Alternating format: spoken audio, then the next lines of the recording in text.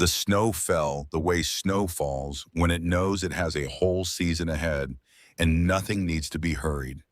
It came down in quiet sheets over the narrow wagon road leading north out of Pine Saddle, Colorado territory on the 29th of October, 1882, settling into the wheel ruts like something patient, something that had been waiting for exactly this moment to arrive. Through that snow walked a young woman of 18 years carrying everything she owned on her back. Her name was Juniper Ashford. She wore a wool dress her mother had sewn in the years before dying, a dress that had been mended at the left shoulder with thread 2 shades lighter than the original, and at the hem with a strip of cloth cut from an old kitchen apron, so that if a person looked closely enough, they could read 10 years of careful repair in the fabric itself. A frayed shawl wrapped twice around her shoulders. In her left hand, she held a small iron key pressed so tightly against her palm that the shape of it had already begun to mark her skin. The key was colder than the air around her. It had belonged to her mother, Nora. The key to a small wooden box Nora had kept hidden beneath a floorboard in the kitchen, a box that had been nailed shut sometime before Nora's death and never opened since. Juniper did not know what the key unlocked. She had never found the box. She only knew that her mother had carried that key in her apron pocket every single day until the last one.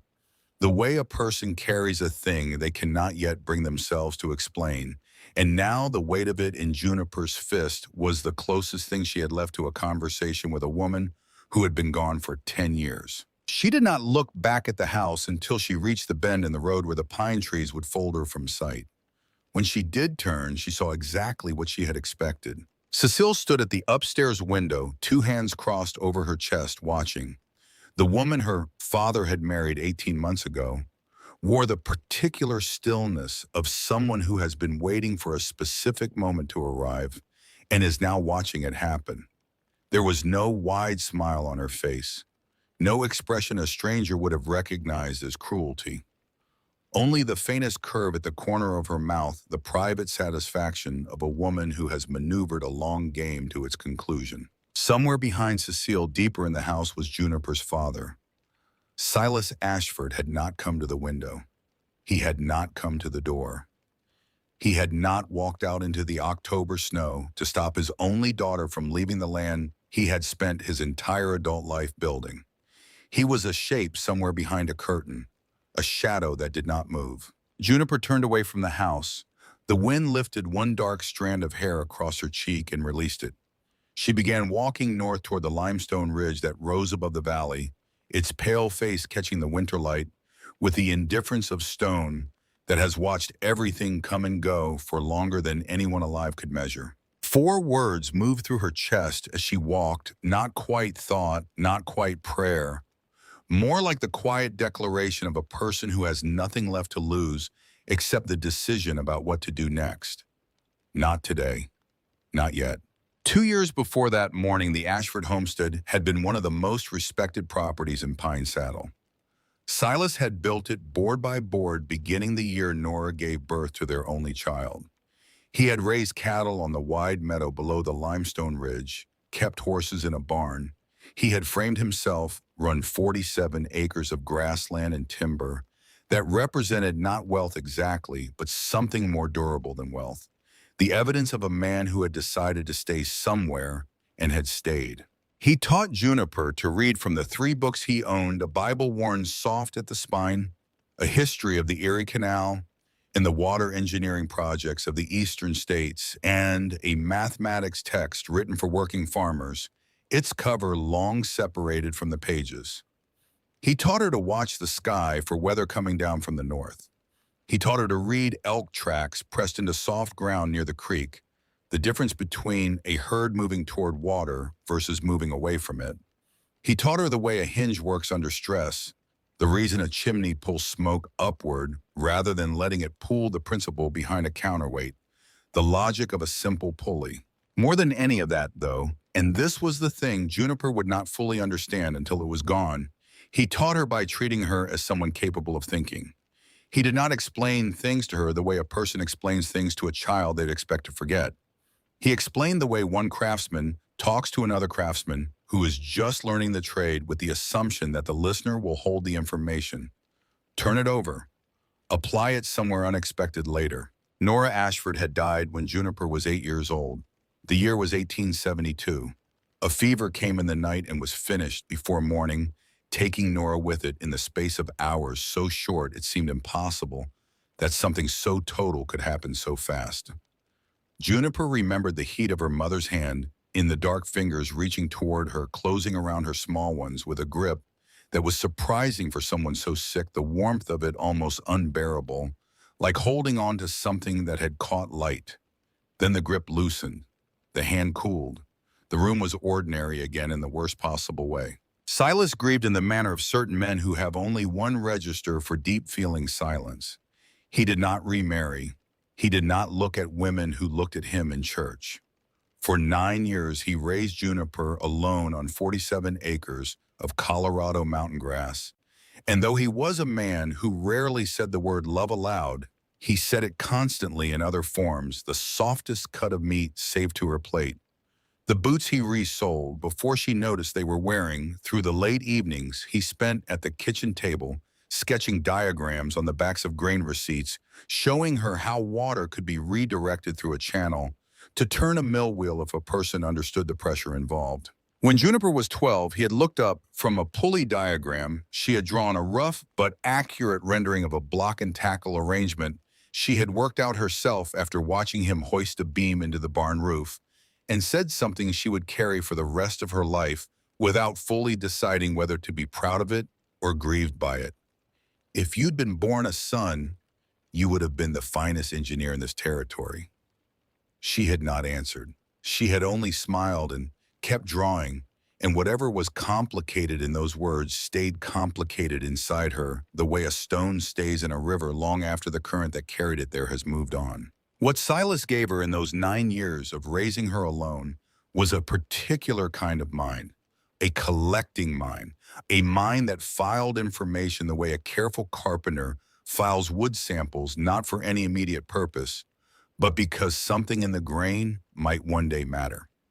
Every place she had seen, every system she had observed, every structural principle she had puzzled out from watching things work or fail, she kept all of it. She had no way to know at 12 or 14 or 16 what she was keeping it for. There was a girl who had shared those earlier years. Her name was Della Hayward, and she lived at the small farm directly south of the Ashford property, a quarter-mile of fence line, and a shared water source from the same creek that ran off the limestone ridge above them both. Della was the same age as Juniper, with wheat-colored hair that lightened further in the summers, and a laugh that arrived quickly, the kind of laugh that doesn't calculate whether the moment deserves it, but simply responds. They had been inseparable since they were 6. Every summer they climbed the limestone ridge together, pushing through the stands of spruce and fir to the rocky faces above the tree line, exploring the caves that cold water had carved over centuries into the pale stone. There were half a dozen of those caves, some barely deep enough to shelter from rain, one large enough to stable 3 horses. The summer was 13. Della had pointed out a particular cave near the south face of the ridge, shallow by the standards of the others, no more than 20 feet deep, but with an entrance that faced southeast and caught the morning light for several hours each day. Juniper had walked inside, turned in a slow circle, looked up at the ceiling where a narrow crack ran through the stone to the open air above. She had placed her palm flat against the crack and felt the cold air pulling past her fingers, drawing steadily upward. "I could live here if I had to." Della had laughed the quick, unguarded laugh of someone hearing a joke that isn't exactly funny. You'd freeze solid by November. Juniper Ashford. Nobody lives in a cave. Juniper had not argued. She had filed the cave the way she filed everything in the southeast exposure. The natural draft through the ceiling crack, the dimensions, the solid stone floor, the way the morning light moved across the entrance. She filed it without knowing why, which was how most of her best information arrived. Without a stated purpose, just a quiet internal certainty that it might one day have one. She had also noticed, standing inside that cave with her hand against the ceiling crack, something she didn't mention to Della. The crack was not simply a gap in the stone. It was a flue, a natural chimney worn by ancient water, rising through the rock and opening somewhere above the ridgeline. Smoke produced below it would travel upward through the stone rather than pooling in the enclosed space. She didn't have language for what that meant yet. She only knew that a cave with a ceiling crack oriented that way was different from a cave without one in a way that mattered. She kept that too. Cecile Duval arrived in Pine Saddle in the autumn of 1882, years before Juniper walked out into the first real snow of the season and didn't look back. She came from Denver, a widow with no children. That was the story she told, and it was true as far as it went. She had the kind of face that was beautiful from a distance and sharp when examined closely, the sharpness of someone who has spent a long time reading rooms accurately and has the facial structure of someone men underestimate. Her voice was soft when Silas was present. Her words were carefully calibrated to the audience. What unsettled Juniper, not immediately but within the first week, was that Cecile knew too much about farming. A widow from Denver, a woman who described herself as having come from a family of some standing before her late husband's business difficulties. Such a woman, by every reasonable expectation, would not know which breed of dairy cattle produces the richest cream, would not be able to look at a stretch of mountain meadow and estimate its carrying capacity in terms of cattle per acre, would not ask on the second evening of their acquaintance with a tone of idle curiosity that was not idle at all. 47 acres, Silas. All good grass, or does some of it run to rock? Juniper heard that question. She was sitting in the kitchen corner, mending a seam on a work shirt, and Cecile did not know she was there or had decided it didn't matter. Silas answered with the simple pride of a man describing the work of his life. 40 acres of meadow, 7 of timber, best bottom land grass in the valley. Juniper watched Cecile's face as he said. It watched the expression that moved across those sharp features while Silas's back was turned, while he stirred his coffee and looked out the window at the land being discussed. It was not the expression of a woman falling in love with a widower in an October kitchen. It was the expression of someone calculating the contents of a safe they intend to open. Juniper was 16. She had no words for what she saw. She only had the feeling, a cold, particular feeling low in her chest that would take another year to become certainty. They married in the spring of 1881. Silas was 47 years old, 9 years into the silence of living alone on a working farm, and he was tired of that silence in a way that Juniper understood even as it frightened her. She had hoped the morning of the wedding that he might find some portion of whatever he was looking for. She was not a person who begrudged happiness to anyone, even happiness that arrived by way of a decision she couldn't fully trust. She was wrong to hope. The first incident was small enough that Juniper nearly cataloged it as accident.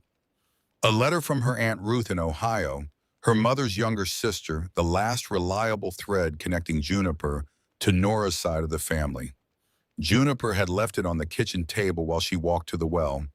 When she returned, the letter was ash in the firebox.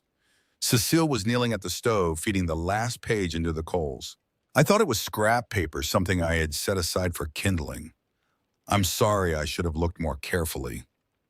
Not an apology exactly, the performance of an apology, which is a different thing. Juniper said nothing. She stood in the kitchen doorway, looking at the firebox until the smell of burned paper faded, then turned away. That evening at supper, Cecile stood behind Silas's chair, with one hand resting on his shoulder, a gesture of such practiced tenderness that Juniper had to look away from it and said in the gentle tone of genuine concern, I worry about Juniper sometimes. She holds on so tightly to the past. It can't be healthy for a young woman to live inside old letters and the memory of a mother she lost 10 years ago. Silas did not look up from his plate.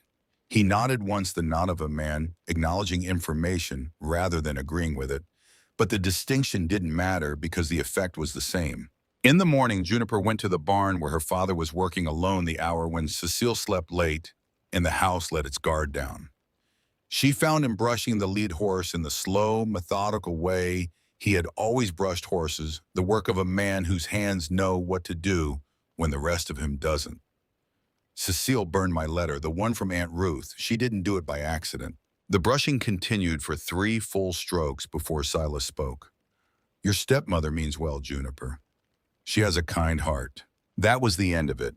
5 words that closed a door.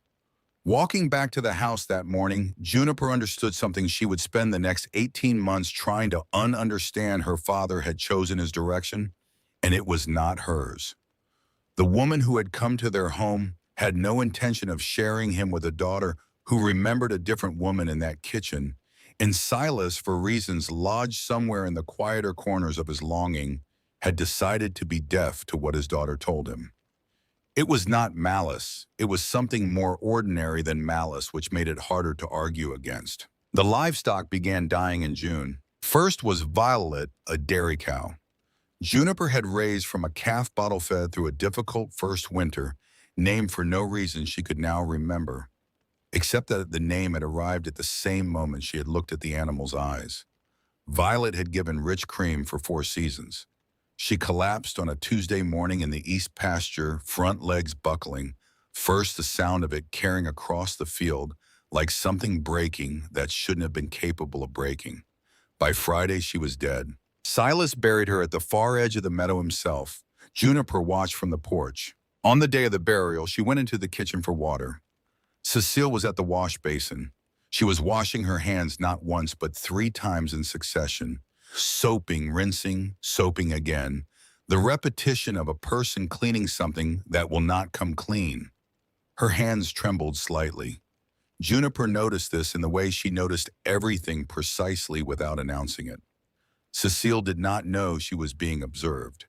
She braced both hands against the basin's edge, head lowered, and was still for a moment that lasted longer than stillness usually lasts.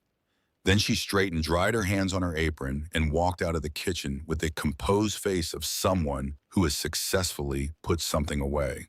Juniper did not understand what she had seen. Not yet. She filed it beside everything else. In July, 2 draft horses went lame within the same week. The veterinarian rode up from Denver, examined both animals for an entire afternoon, found no wound, no joint injury, no thorn embedded in the hoof. Nothing that explained the symmetrical collapse of 2 healthy working animals in the same short span. He shook his head and said he had never seen the like. Silas shot both horses that evening. The sound of the shots reached the house twice, once from the act and once from the limestone ridge, throwing the echo back. In August, a pregnant mare named Whisper miscarried in the middle of the night. By morning, the mare was dead in the straw body, already cooling, eyes fixed open at the ceiling of the barn, the way the eyes of the dead fixed themselves at whatever they were looking at last. By the end of September, 8 animals were gone. 8 animals represented the loss of a working farm's financial foundation. Not ruin exactly, but the kind of accumulated damage that turns a comfortable situation into a precarious one with no clear recovery in sight. Silas began drinking from a small bottle kept in the cabinet beside the stove, a bottle Juniper had never seen him open in the years before Cecile arrived.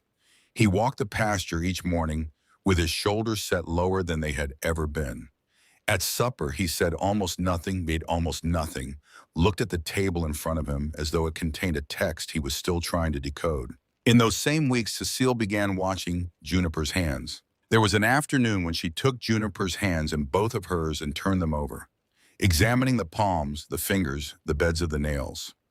The pretense was household inspection, looking for evidence of careless work of tasks left half-finished. But the inspection had a different character than that. It was the examination of someone looking for staining. Juniper held still through it and filed the filling alongside everything else. 3 nights after that inspection, Juniper could not sleep. She rose before midnight and moved toward the kitchen in stocking feet, navigating the house in the particular quiet of someone who grew up knowing exactly which boards speak and which ones don't. She had nearly reached the kitchen door when she heard hinges shift at the far end of the hallway, the door to the feed storage room where the grain for the remaining livestock was kept. She stepped back into the shadow beneath the stairs. A figure moved down the hallway carrying a small lantern and something else, a small brown glass bottle. the kind of bottle an apothecary dispenses medicine in no larger than a thumb. The lamplight caught a face for only a moment before the figure passed. Cecile. Moving past the stairwell without looking up, climbing the stairs, returning to the bedroom as she shared with Silas. The door closed with the softest possible click, the click of someone practiced at being quiet. Juniper stood in the dark for a long time. She didn't know what was in the bottle. She didn't know yet what it had to do with the dead animals. But something in her chest had drawn tight and cold in the way that the chest tightens when the body understands something the mind is still negotiating. Her stepmother had been in the feed storage room in the middle of the night carrying a bottle she did not want anyone to see. Whatever explanation existed for that, the range of innocent explanations was narrower than the range of others. The next morning, she walked 3/4 of a mile to the Hayward farm and told Della everything. Della listened without interrupting. She was cutting winter squash at the kitchen table, working through a pile of them, with the efficient rhythm of someone who has done this enough times to let the hands manage it while the mind does other work. She did not stop cutting, even as the story reached the part about the bottle in the dark hallway. When Juniper finished, Della put the knife down. She did not look up for a moment. "You can't say this to anyone, especially not your father. He won't believe you. But if she's doing something to the animals, Della, if she's killing them on purpose and letting people think it's disease or accident." Della looked up then. Her face had gone pale in the particular way that faces go pale when someone has thought something through to a conclusion they wish they hadn't reached. There was a tightness around her eyes that Juniper had not seen before. Not fear exactly, but something adjacent to it, the expression of someone listening to something distant and approaching. "I have to go," Della said. "My mother needs me." She stood, walked out of the kitchen without looking back, and Juniper was left at the table with the half-cut squash and the knowledge that something had shifted between them. She couldn't yet name what. She only knew it had happened the way you know a door has closed, even in a room where you cannot hear. Over the following weeks, Della stopped coming to the Ashford farm, where she had visited 3 or 4 times a week since they were small children, crossing the fence line between their properties. With the ease of someone moving between 2 rooms of the same house, there were now only excuses. Her mother was unwell. Her brothers needed tending. The weather was turning. When Juniper walked the 1/4 mile to the Hayward property herself, she was met at the door by Della's mother with a stiff, apologetic expression and the information that Della was not home, though Juniper could see through the kitchen window behind Mrs. Hayward's shoulder the silhouette of a figure who moved with Della's particular quick step, disappearing around a corner. On the first Sunday of October, the public accusation began. The congregation of Pine Saddle met in a narrow wooden church at the east end of town, not a large building, but one with good acoustics, which suited Pastor Eldon Graves, a lean, precise man of 50, whose voice could travel comfortably from the pulpit to the back wall without effort. He chose for his text that morning the parable of the worm and the apple. A household can appear sound from the outside, round, smooth, unbroken. But inside that household, there can be a worm, a quiet thing, a concealed thing, a thing that eats through the fruit from the inside out. A man who loves his household must find the courage to cut the worm out before the whole apple rots. He did not look at Juniper while he spoke. He did not need to. The congregation did it for him, heads turning in a slow ripple that moved from the front of the church to the back. Women glancing sideways, men shifting in their seats. Children staring with the unguarded directness of people who have not yet learned to pretend they are looking at something else. Juniper sat in the 3rd row between her father and the empty space that had somehow opened on her left, and she kept her eyes on the wooden cross mounted at the front of the sanctuary and felt her face go hot in a way she refused to allow to show. Beside her, Silas sat with his jaw set and his hands folded on his knees. He said nothing. On his other side, Cecile pressed a handkerchief to the corner of one eye with the delicate precision of a woman who has perfected the expression of private dignity under public strain. After the service, Juniper searched the crowd outside and found Della near the wagons. She pushed through the thin scatter of departing families and caught her friend's sleeve. "Please, just talk to me." Della turned. Her eyes were red-edged, the evidence of something that had been happening for longer than this morning. Her voice came out in a shape barely above a whisper. My mother told me I can't be around you anymore. Then she pulled her arm free, climbed into the wagon, and the wagon pulled away before Juniper could find the next words. Juniper stood in the churchyard as the congregation dispersed, the sky a hard blue above her, the cold moving through her wool dress with a thoroughness that felt personal. She was as alone at that moment as she had ever been in a public place, the kind of alone that is visible to other people, that exists in the middle of a crowd rather than in spite of it. That night, she did what she had never done before. She waited until the house was completely silent, until Silas's slow breathing through the floor above confirmed sleep, until Cecile's light beneath the bedroom door had been dark for long enough that even light sleepers would have settled. Then she moved down the hallway in her socks, opened the bedroom door as quietly as breathing allowed, and crossed the floor by memory toward the dressing table she could see in the pale moonlight from the window. Cecile had a small, leather-bound book. Juniper had seen her writing in it at odd hours, afternoons, late evenings, always sliding it into the dressing table drawer the moment she heard Juniper's footstep in the hallway. The book was there now on top of the table, which should have warned her. She took it, carried it to the window, read by moonlight. The book was a record, dates and animals' names and quantities. Violet, May 27th, quarter drum, morning feed, the sorrel gelding, the bay, whisper. August 12th, three-quarter dram, observe 48 hours, result complete. Every animal that had died through that summer accounted for in careful handwriting, with the kind of notation that documented cause rather than mystery. Juniper read the pages twice. Her hands had begun shaking somewhere between the first pass and the second, not from cold, but from the particular physical response to the moment when something you feared might be true turns out to be true. She didn't fully know what dram meant in a pharmaceutical sense. She didn't need to. She was looking at a record of deliberate poisoning. Every death in that summer pasture had been measured out in a small brown glass bottle and administered in the feed. She was putting the book back. That had been her plan, to photograph it in memory and replace it exactly when the bed creaked. The sound was not the ordinary settling of furniture. It was the specific creak of weight redistributed on a mattress, the creak of someone sitting up. 2 seconds of absolute silence. Put it down, Juniper. Cecile's voice was completely calm, fully awake.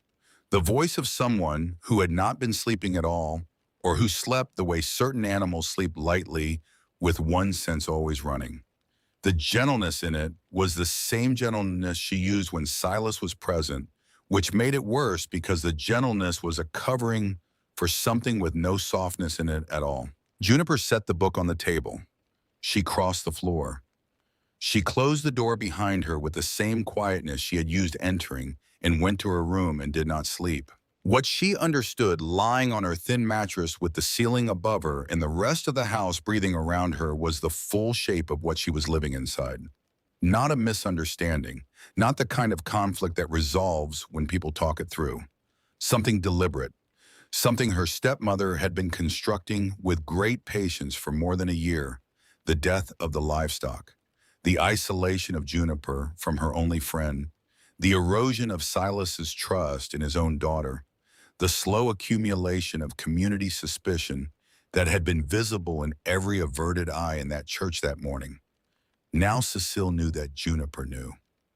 That changed the timeline of everything. 3 nights after being caught, Juniper went to the barn. It was the hour she had always known as the honest hour after Cecile had gone up to bed, before Silas retreated into the small bottle in the kitchen cabinet, in the space when the house let its pretense down.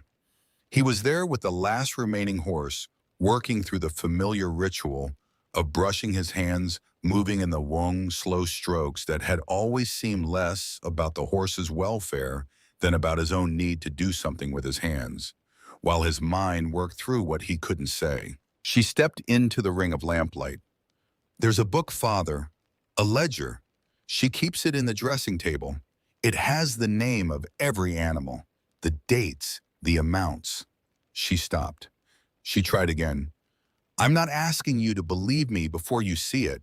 I'm asking you to come inside with me and look. Silas stopped, brushing. He did not turn around.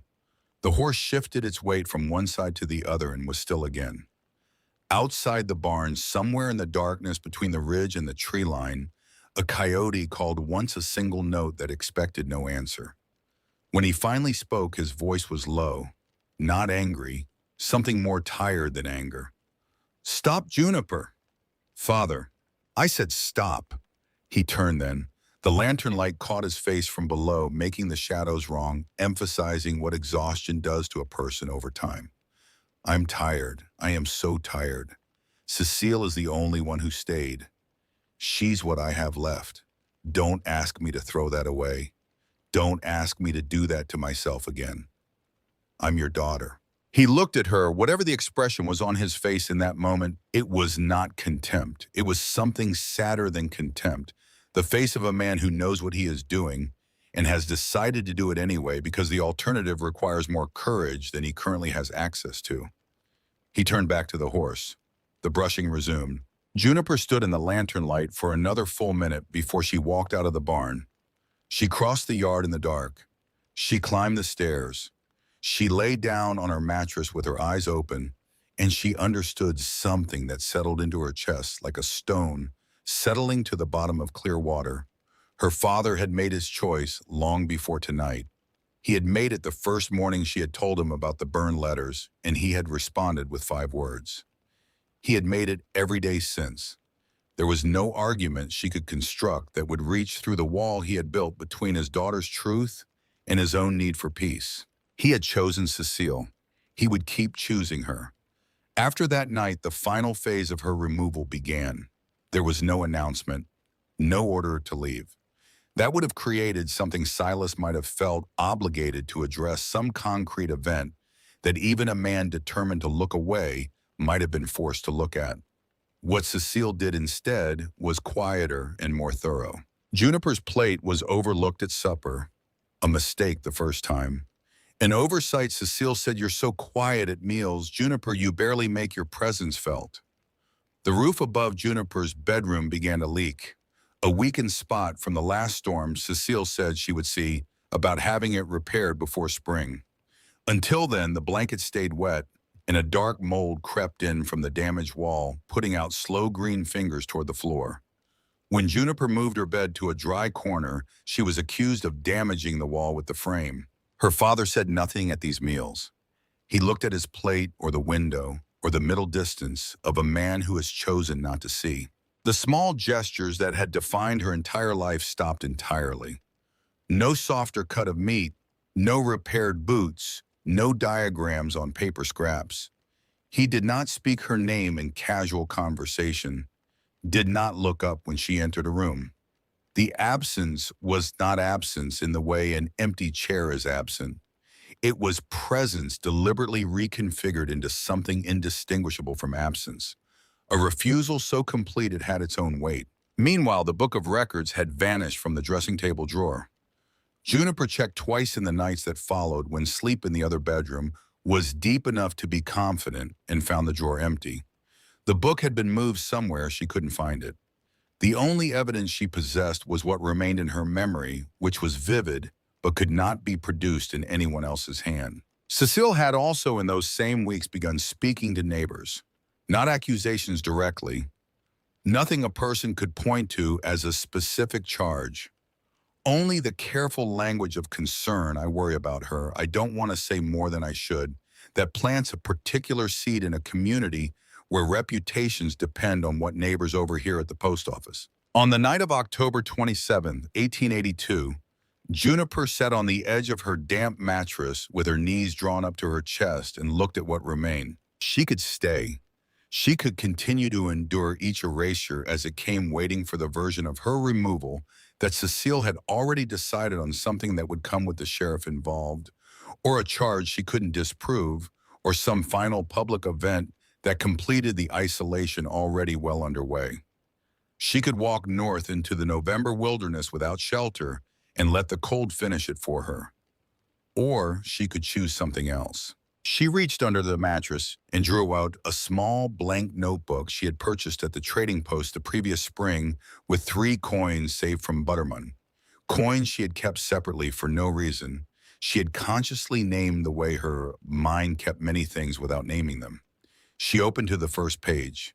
She sharpened a pencil with her folding knife. At the top of the page, she wrote 3 words: problem, solution, plan. Then she began to write. She wrote about the limestone cave, the southeast-facing one she had stood inside at 13, with her hand against the natural flue in the ceiling.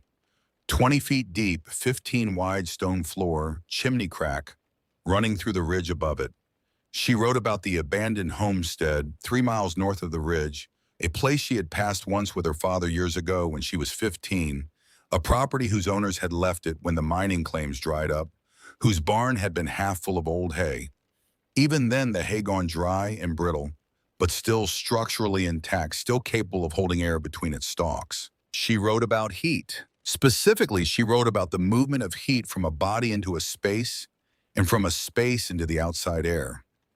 She wrote about stone, which is an extraordinary conductor of cold, which takes the warmth stored in it and pulls it into contact with whatever touches it.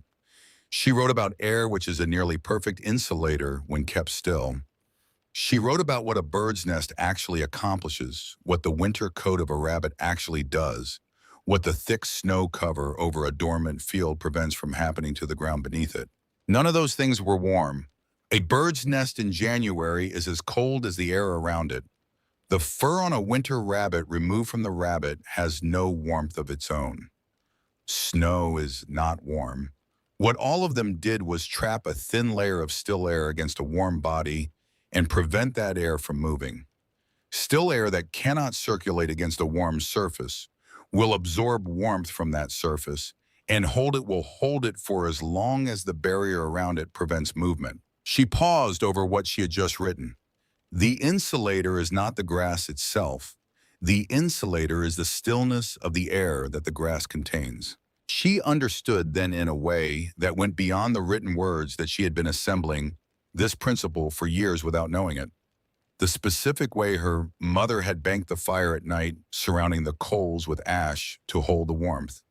The warmth that lived longest in the stones of the hearth, not the nearest stones to the fire, but the ones beside the second bend in the flue where the smoke slowed and transferred its heat before escaping. The way Silas had always instinctively packed a fresh-built stack of hay bales around the water trough before the worst of winter arrived. She had never been taught this. She had simply watched and stored and waited. And now the things she had been storing had a use. She wrote until the candle burned low. Then she closed the notebook, placed it into the bundle she was assembling: thickest wool, dress shawl, single blanket, 3 days of hard tack. She had been quietly setting aside the iron key that had been her mother's, and she did not sleep. At first light on the 29th of October, she walked down the stairs of the only house she had ever lived in. The house was quiet. From the upstairs window of the bedroom where Cecile slept beside Silas, a figure watched her go. Her father was somewhere deeper in the house, a shape she could feel but not see, making the specific choice that a person makes when they turn their back on something they cannot face. Juniper did not say goodbye. She stepped off the porch into the first real snow of the season and began walking north toward the pale limestone face rising above the valley, toward the cave she had remembered for 5 years, without knowing she was remembering it for a reason, toward the abandoned hay in a barn 3 miles beyond. The snow came down quietly the way it comes down when it knows the whole winter lies ahead of it. She whispered 4 words into the cold air. Not a prayer, not a promise, something more like a statement of fact that she intended to make true through sheer refusal. Not today. Not yet. The pines took her. The road curved. The house disappeared. In front of her, rising through the morning snow with the patience of something that has been standing for a very long time and expects to be standing for a good while longer, the limestone ridge waited. The road north of Pine Saddle ran flat for the first half-mile before the ground began its serious conversation with the ridge. Juniper walked it with the bundle high on her shoulders and the iron key closed in her fist. the snow coming down in the same patient way it had been coming since she left the porch. Not building yet, just present the way certain truths are present before they become undeniable. She had gone a quarter mile when she saw movement ahead. Della Hayward was crossing the road with a wooden yoke across her shoulders, two water pails hanging from it. Her younger brothers trailing behind her in the snow like punctuation marks after a sentence that hadn't finished being said. When she saw Juniper, she stopped. The pails swung once on their chains and went still. Juniper did not slow. She kept the same pace, not hurrying past, not giving ground, just continuing in the direction she had already chosen. Della set the yoke down in the snow. She crossed the road in a few quick steps, and her voice broke on the first word, Juniper. Juniper stopped. Della's face in the cold morning light was not the face she had worn at 13 on the limestone ridge, when they were still the kind of girls who could say anything to each other without calculating the cost. It was older now in the way faces get older when they have been carrying weight without showing it, drawn tighter around the eyes, the mouth set with the expression of someone who has rehearsed what they are about to say so many times that saying it now feels less like relief than like conclusion. Her voice came out flat, wrung dry of the emotion that evidently had already been spent before this moment. Your stepmother paid my mother. She paid in food flour, salt-dried beef, enough to last the winter. My family couldn't have managed without it. The price was that I was supposed to talk at school. I was supposed to say you'd become strange, that you frightened me. Let the other girls carry it from there. A pause. The brother stood in the road behind her watching. I did it. I did it for a bag of flour, and I did it because I was scared my brothers would starve, and neither of those things makes it less than what it is. Her eyes held Juniper's without wavering because she had already decided she was going to hold them. I'm not asking you to forgive me. I know you can't. I just couldn't let you walk past me in the snow without you knowing. Juniper looked at her oldest friend, the girl who had pointed at a cave in the limestone years ago, and laughed at the idea of anyone living in it, the girl who had shared every summer of her childhood with an ease that now felt like something from a different century. She felt something rise in her chest that had no clean name. Not rage, not grief. Something older than both, something that had been compressed into a very small space for a very long time. She let it move through her without stopping it, and then she let it go. Live well, Della. That was all. 2 words and her name, which was more than the moment required, but less than the moment deserved, and the balance of that felt right. She picked up her bundle. She walked on. Behind her, she heard Della sink into the snow beside her water pails, heard the particular quality of silence that belongs to someone crying without sound. She did not look back. The pines thickened. The road narrowed. The slope began in earnest, the ground rising toward the limestone face in long switchbacks that the snow made look cleaner than they were. The climb to the ridge took until midday. When Juniper stepped through the last of the spruce and onto the rock shelf where the cave opened, she found it exactly as she had remembered it and entirely different from memory. Memory keeps things warmer than they are. The cave was gray. The floor was rougher. The ceiling sloped toward the back in a way that made the interior feel smaller than 20 feet, despite being exactly that. The entrance faced southeast, and a thin column of winter sunlight crossed the threshold and expired 2 paces inside, leaving the rest in a cold that was not the sharp cold of open air, but the settled, patient cold of enclosed stone that has been holding winter in its walls for months. She stepped inside. She set the bundle down. She sat on a flat section of wall stone that jutted from the floor at roughly seat height. She pulled the shawl tighter across her shoulders. Cold. Damp even in dry weather, the walls release moisture the way limestone does. A slow exhale that had nothing to do with rain. She could see her breath. The back of the cave disappeared into shadow she couldn't see the end of.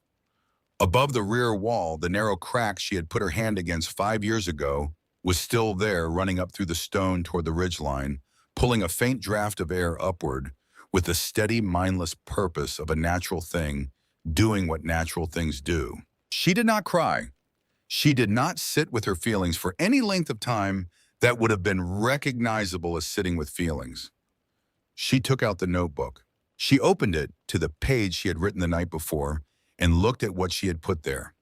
The principle she had arrived at by way of tending fires and watching animals and sitting in drafty rooms and thinking about why some parts of a room are colder than others in ways that don't correspond to their distance from the window. She looked at the cave for a long time, turning her head slowly, taking inventory. Then she wrote, "Problem heat loss from 3 directions simultaneously.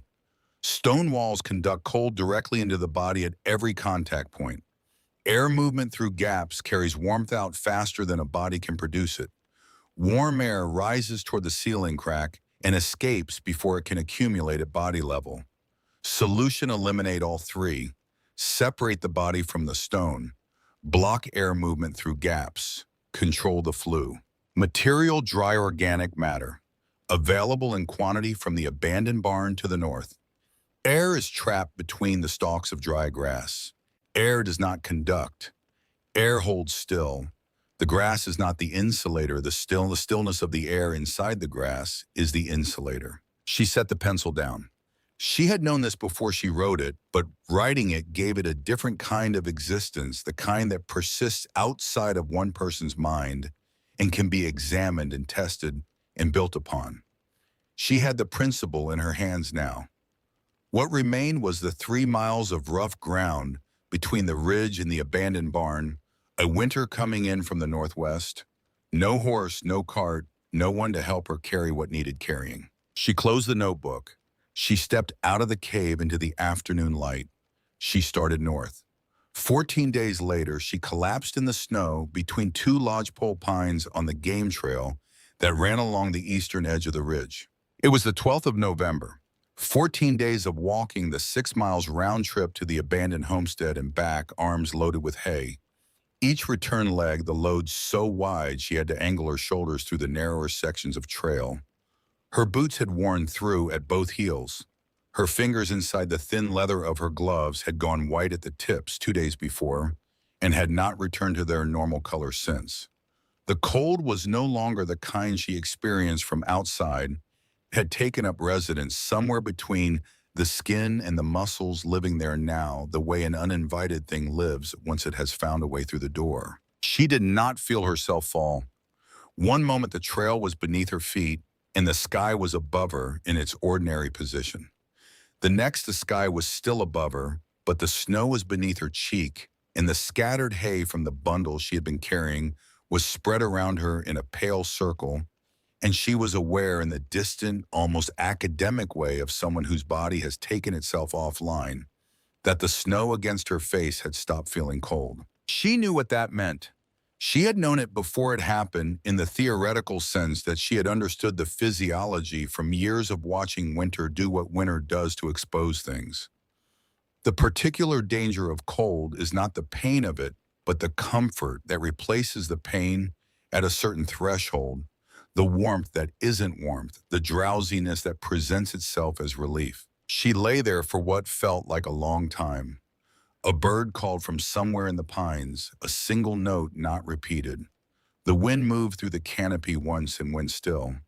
She thought without intending to of her mother's hand in the dark, the grip that had surprised her with its strength. And she thought of her father turning back to the horse in the lamplight, and she thought of Della sinking into the snow. And she thought of 8 animals whose deaths had been recorded in a small brown book by a careful hand. Then she thought, not today. She rolled onto her side. She pushed herself up onto her elbows in the snow. She gathered the scattered hay with hands that would not fully close, working by feel more than dexterity, pressing the stalks back into a rough bundle.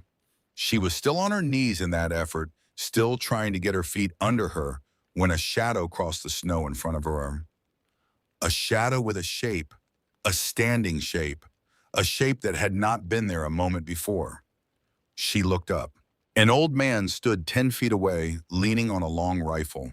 He wore a coat made from a bearskin, the entire skin head removed, but the rest of it there, the texture of it unmistakable, even at distance, and a fur cap pulled low over a face that had been outside in Colorado winters for so long that the wind had left its record on every surface of it.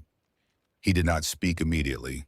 He looked at her and at the scattered hay, and at the impression her body had left in the snow, and his face held the expression of a man who has seen many things come to bad ends, and has developed a careful patience about letting those things speak for themselves before he responds. His voice, when it came, was as quiet as the pines. "How long have you been walking, girl?"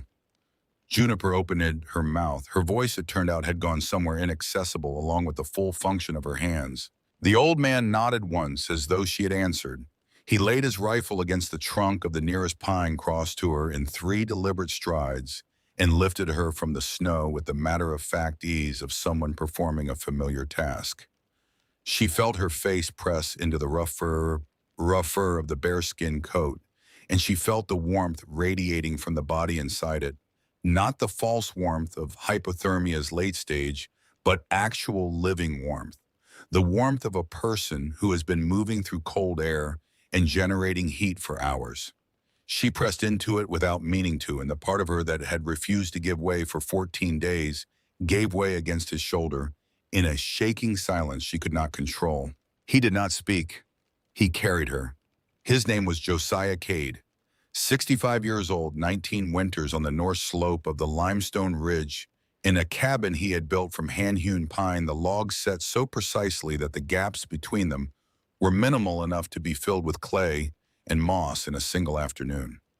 He came down to Pine Saddle twice a year for supplies late spring and early fall, and had no particular opinion about what the town thought of him. He carried Juniper 3/4 of a mile to the cabin and set her in a chair by the fire and put a tin cup of something hot into her hands and physically folded her fingers around it, because her fingers would not close on their own yet. He sat across from her without speaking while she drank. His face across the fire was the face of a man who has learned that broken things cannot be hurried and has made peace with waiting. There was a boy on a low stool near the stove, 10 years old, dark-haired, with eyes that held a seriousness completely out of proportion with his age. The seriousness of a child who has seen something that children should not see and has been reorganizing himself around it ever since. He watched Juniper with the careful, neutral attention of a small animal deciding whether something new is dangerous. After a time, Josiah said, "That's my grandson, Sparrow. His mother was my daughter. She and her husband both took fever 3 winters ago. Sparrow has me, and I have Sparrow, and that's the whole of it." Juniper looked at the boy. Sparrow looked back. Whatever passed between them in that exchange had no language. It was more elemental than language, the recognition of 2 people who have been reduced to their essential selves by similar kinds of loss. When the cup was empty, Josiah asked in the same quiet voice what she was doing on the ridge with an armful of hay in November. She told him. She told him about the cave, its dimensions, its natural flue, its southeast orientation that would catch whatever winter sun was available. She told him about the principles she had worked out: the still air, the organic matter, the separation of warm body from cold stone. She told him about the abandoned homestead to the north and the dry hay still in its barn. She told him about the 3 miles each way and the 14 days and the fact that she had just fallen down in the snow with her face going warm in the wrong way. Josiah listened to all of it without interrupting. When she finished, he did not tell her she was being foolish. He did not suggest she return to the valley and make peace with whatever she had left behind. He did not offer her the cabin as an alternative to what she was attempting, which would have required her to accept rescue rather than complete what she had started. He said, "You'll need a cart." She looked at him. "I have a cart and a horse. I can spare 2 afternoons a week." The next morning, she woke in Josiah's cabin before the light was full and found Sparrow already awake and feeding the stove. When he heard her stir, he brought her a tin cup of water without being asked, carried it over carefully, set it near her hand, and stood there beside the chair for a moment longer than the delivery required, as though he had something prepared. He went across the cabin and came back with a carving in his palm, a rabbit the size of a walnut, its ears laid back, legs tucked under its body, the wood worn smooth from handling. The edges had gone soft with use, the grain of the wood brought out by years of small fingers learning its contours. "My grandfather made it for me when I got here. When my parents—" He stopped. The sentence he had prepared didn't want to be finished aloud. He held the carving out instead. You keep it, for the cave, for when you are by yourself. Juniper took the rabbit. She closed her hand around it and felt the warmth the wood had stored from the boy's pocket. Thank you, Sparrow. He nodded once gravely, the nod of someone completing a transaction of genuine significance, and returned to the stove. She held the carving and did not say anything else because there was nothing that could be added to what had just happened without diminishing it. With the cart and horse, the work transformed. The round trip to the abandoned homestead took an hour instead of 4. The load was 10 times what Juniper could carry on her back. They made the trip twice a week, Josiah driving the cart with Juniper beside him, loading the dry hay into stacks that pressed against the cart's sideboards until the horse had to work to get the weight moving. At the cave, they packed the walls in dense, tight courses, floor to ceiling, along the northeast and west faces, leaving only the fire circle at the back and the mouth of the natural flue unblocked. Josiah worked without commentary unless she asked for it. He did not manage her. When she made errors, a section of packing that didn't account for the ways air would move through gaps at the wall floor seam, he waited until she caught the problem herself and said nothing when she corrected it.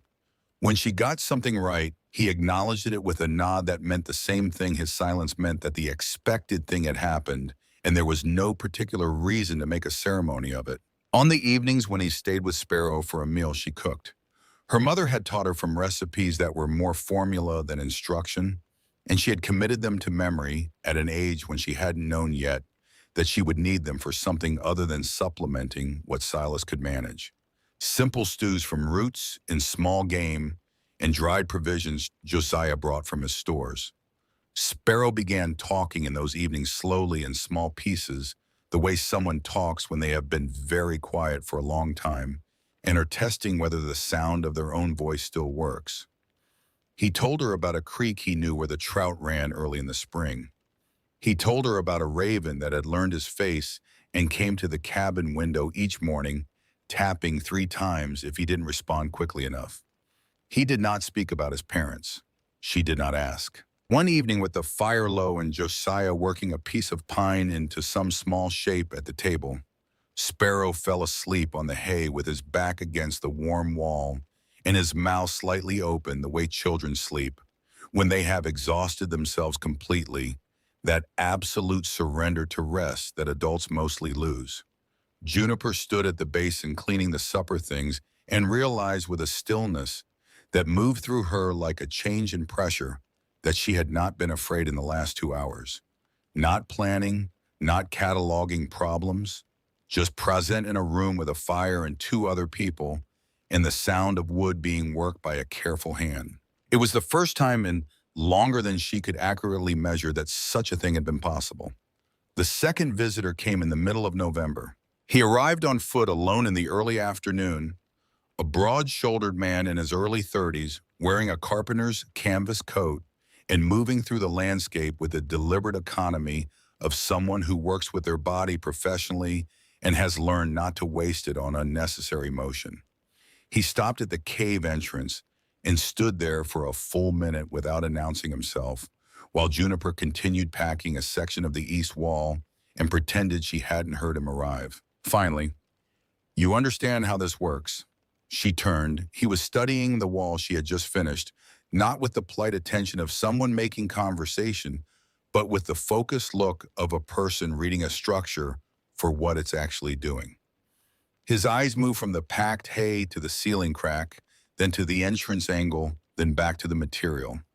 "The principle," he said again. "Who taught you?" "Nobody taught me. I watched birds build nests and I watched my mother bank a fire, and I thought about what the 2 things had in common." Something moved across his face, not surprise exactly, but the particular expression of someone who has opened a door they expected to lead somewhere ordinary and found that it leads somewhere else entirely. He took a step into the cave and ran his palm along the packed section she had been working, testing its density. "My name is Nolan Bridger. I build houses down in the settlement. I heard the talk about a girl on the ridge building something." A pause. "I didn't come up here expecting this." He crouched near the back wall and looked up at the ceiling crack, studying the angle of the natural flue, with a specific assessment of a man who has thought about how smoke moves in enclosed spaces as a professional requirement. You're going to need a door. I know. A firebox, stone and clay set back from the entrance, so the draft pulls combustion gas up through the flue rather than into the living space. I know, I haven't worked out the geometry of the firebox placement yet. He looked at her directly for the first time. I lost my wife 3 years ago. Childbirth. The baby went with her. He said it the way a person states a fact they have rehearsed into flatness through repetition. I haven't done work I cared about since then. If you'll let me help with this, I'll bring my own materials. I won't ask anything from you. Why? He looked at the cave again. The packed walls, the flue, the way, even in its incomplete state, the interior already held a different quality of air than outside. Because whoever is building this is doing something I thought only patience did, he said. The kind of patience that comes from necessity rather than virtue. I'd like to be near that for a while. Juniper looked at him for a moment. Come back tomorrow. Bring your tools. Nolan Bridger came back the next morning with a sledge loaded with scrap lumber.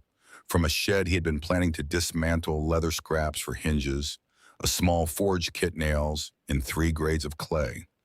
Josiah brought flat river stones from a creek 3 miles south. The following morning, Sparrow helping transfer them from the cart to a pile near the cave entrance, with the serious efficiency of a boy who has decided that this work is worth doing properly. The door took 4 days. The firebox took 5 more.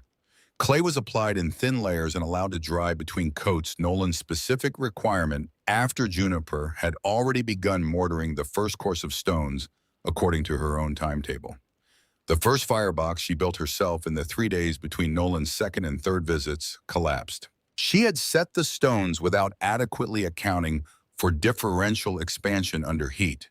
The fact that different stones absorb and release warmth at different rates, which puts lateral stress on the mortar at the joints when the temperature cycles. The first fire she lit in the finished box produced smoke, then more smoke, then a sound from the lower left corner, like something under pressure finding a seam, and then the whole left face came apart in a cascade of stone and crumbling clay that sent her out of the cave coughing into the open air. She stood in the snow outside the entrance.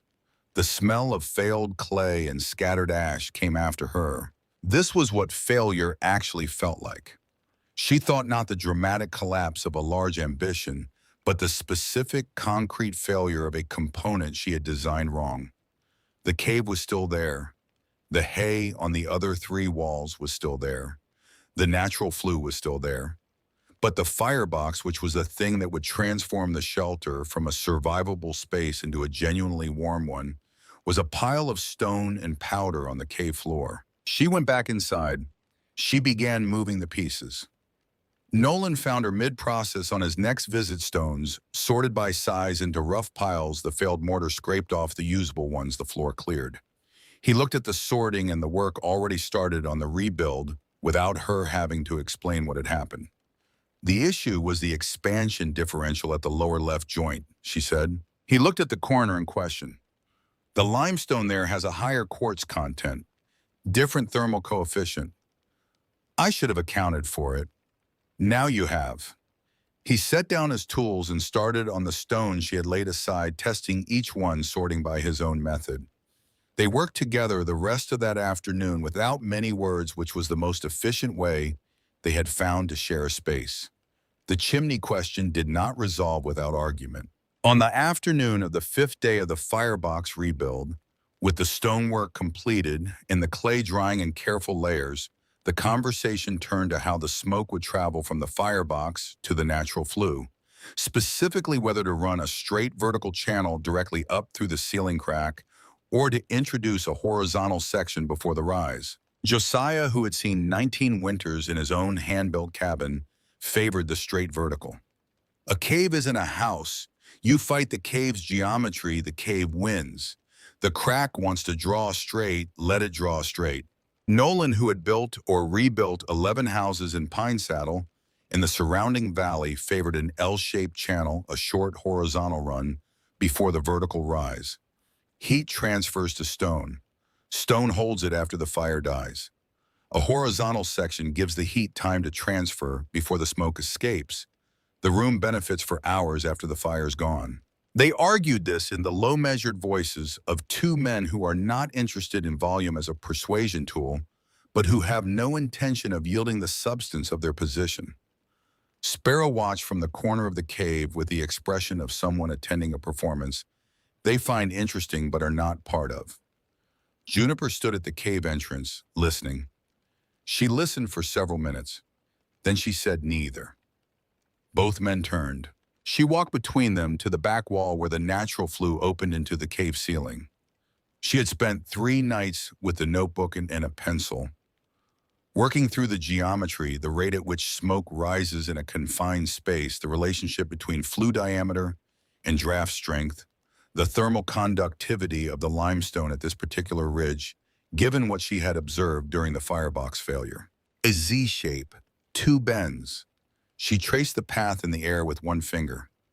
The first bend intercepts the rising smoke and slows it. The stone at the inside of that bend heats through from direct contact with the slowed combustion gas. By the time the smoke reaches the second bend, most of the available heat has already transferred into the wall. The smoke exits through the natural flue nearly cold. The wall stays warm for hours after the fire is out. She looked at both of them. I put my hands on my mother's hearthstones for 10 winters. The stones nearest the second bend of her chimney were always the last to cool. When the fire went out at night, those were the stones that were still warm in the morning. That's where the heat lived. A pause. The cave isn't a house, but warmth is warmth. It goes where geometry sends it. Josiah Cade looked at Nolan Bridger. Nolan Bridger looked at Josiah Cade. A long silence. Josiah rubbed the back of his neck. Nolan let out a long breath that was more concession than agreement, but contained both. I suppose we're building a Z, Josiah said. Nolan almost laughed, the surprised exhalation of someone who walked into a room expecting one thing and found another. I suppose we are. From that afternoon, something shifted in how the work moved. They still discussed the smaller decisions. They still disagreed on details of materials and sequencing. But when it came to the shape of the thing, its structural logic, the order in which problems were addressed, they turned to Juniper. She had not asked for this authority. They had arrived at it the same way she had arrived at the principle of the still air, by observing what was actually true and following it.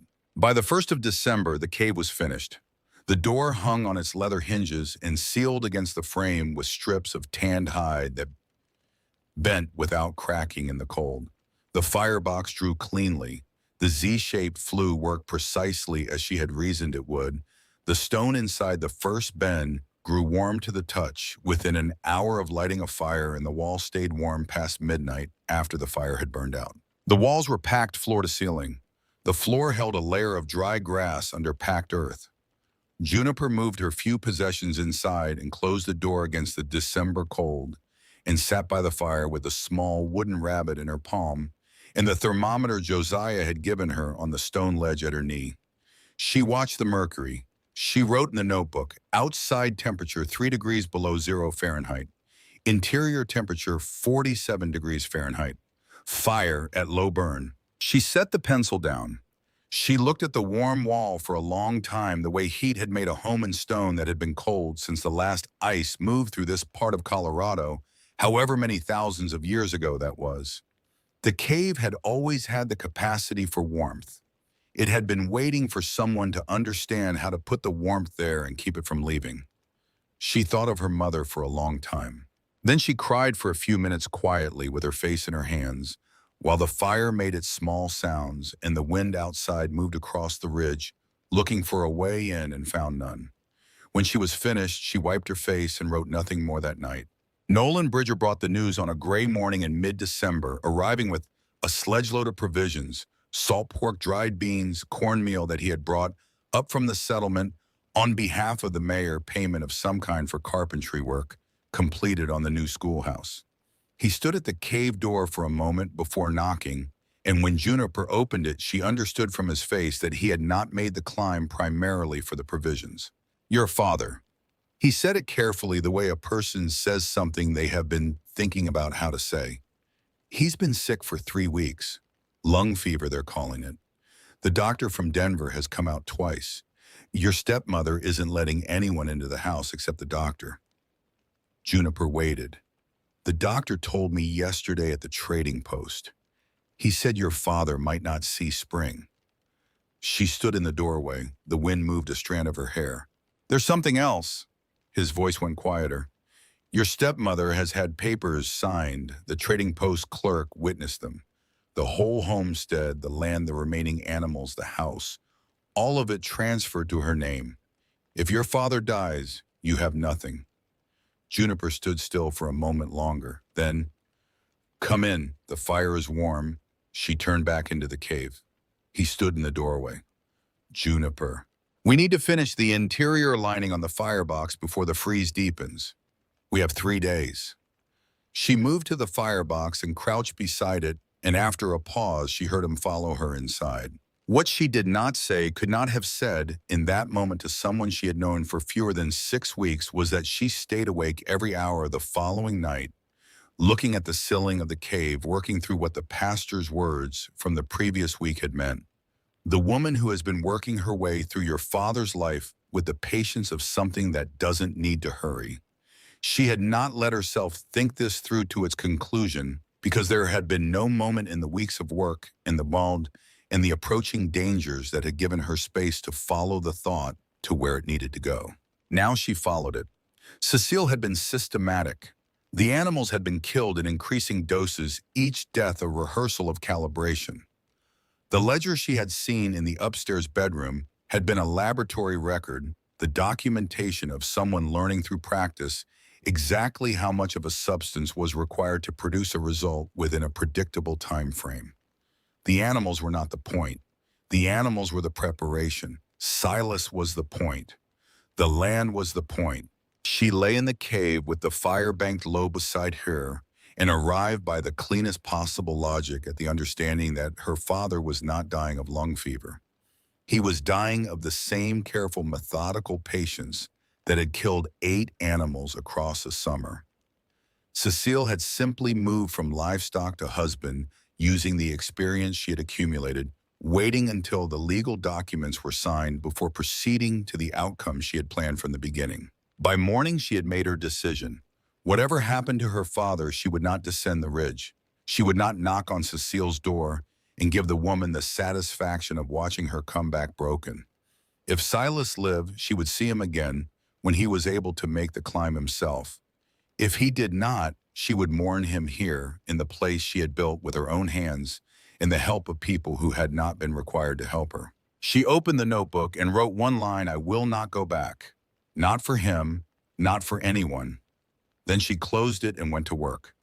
January arrived without warning about how serious it intended to be.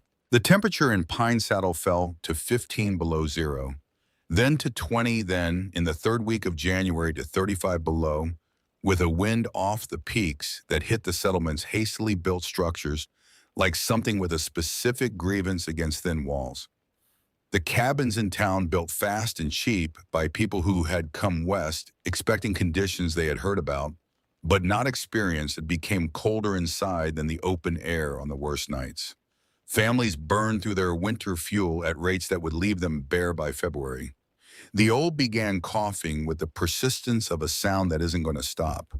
On the 19th of January, a boy named Tobias Holt died in his small bed. He was 5 years old.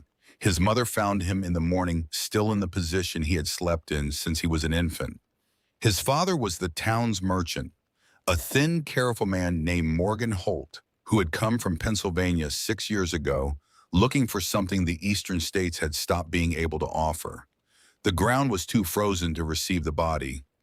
They laid him on a shelf in an unheated storage room behind the trading post under a white sheet, and Morgan Holt's wife sat with the body through the entire day and would not be moved. The settlement of Pine Saddle began for the first time to ask itself openly, and without the politeness that usually governs such questions, whether it had built its future in a place that intended to kill everyone who stayed. On the same night Tobias Holt died, Sparrow Cade developed a cough. Josiah brought him up the ridge at midnight in a blowing snow, carrying the boy wrapped in 2 wool blankets pressed against his chest, and walking the 3/4 of a mile from the cabin to the cave by memory, since there was no visibility to navigate by. When he reached the door, his face had gone the particular gray of someone who has spent everything they had to get to where they are and has arrived with nothing left but the arrival. Juniper opened in the door. She saw Josiah's face. She saw the bundle in his arms.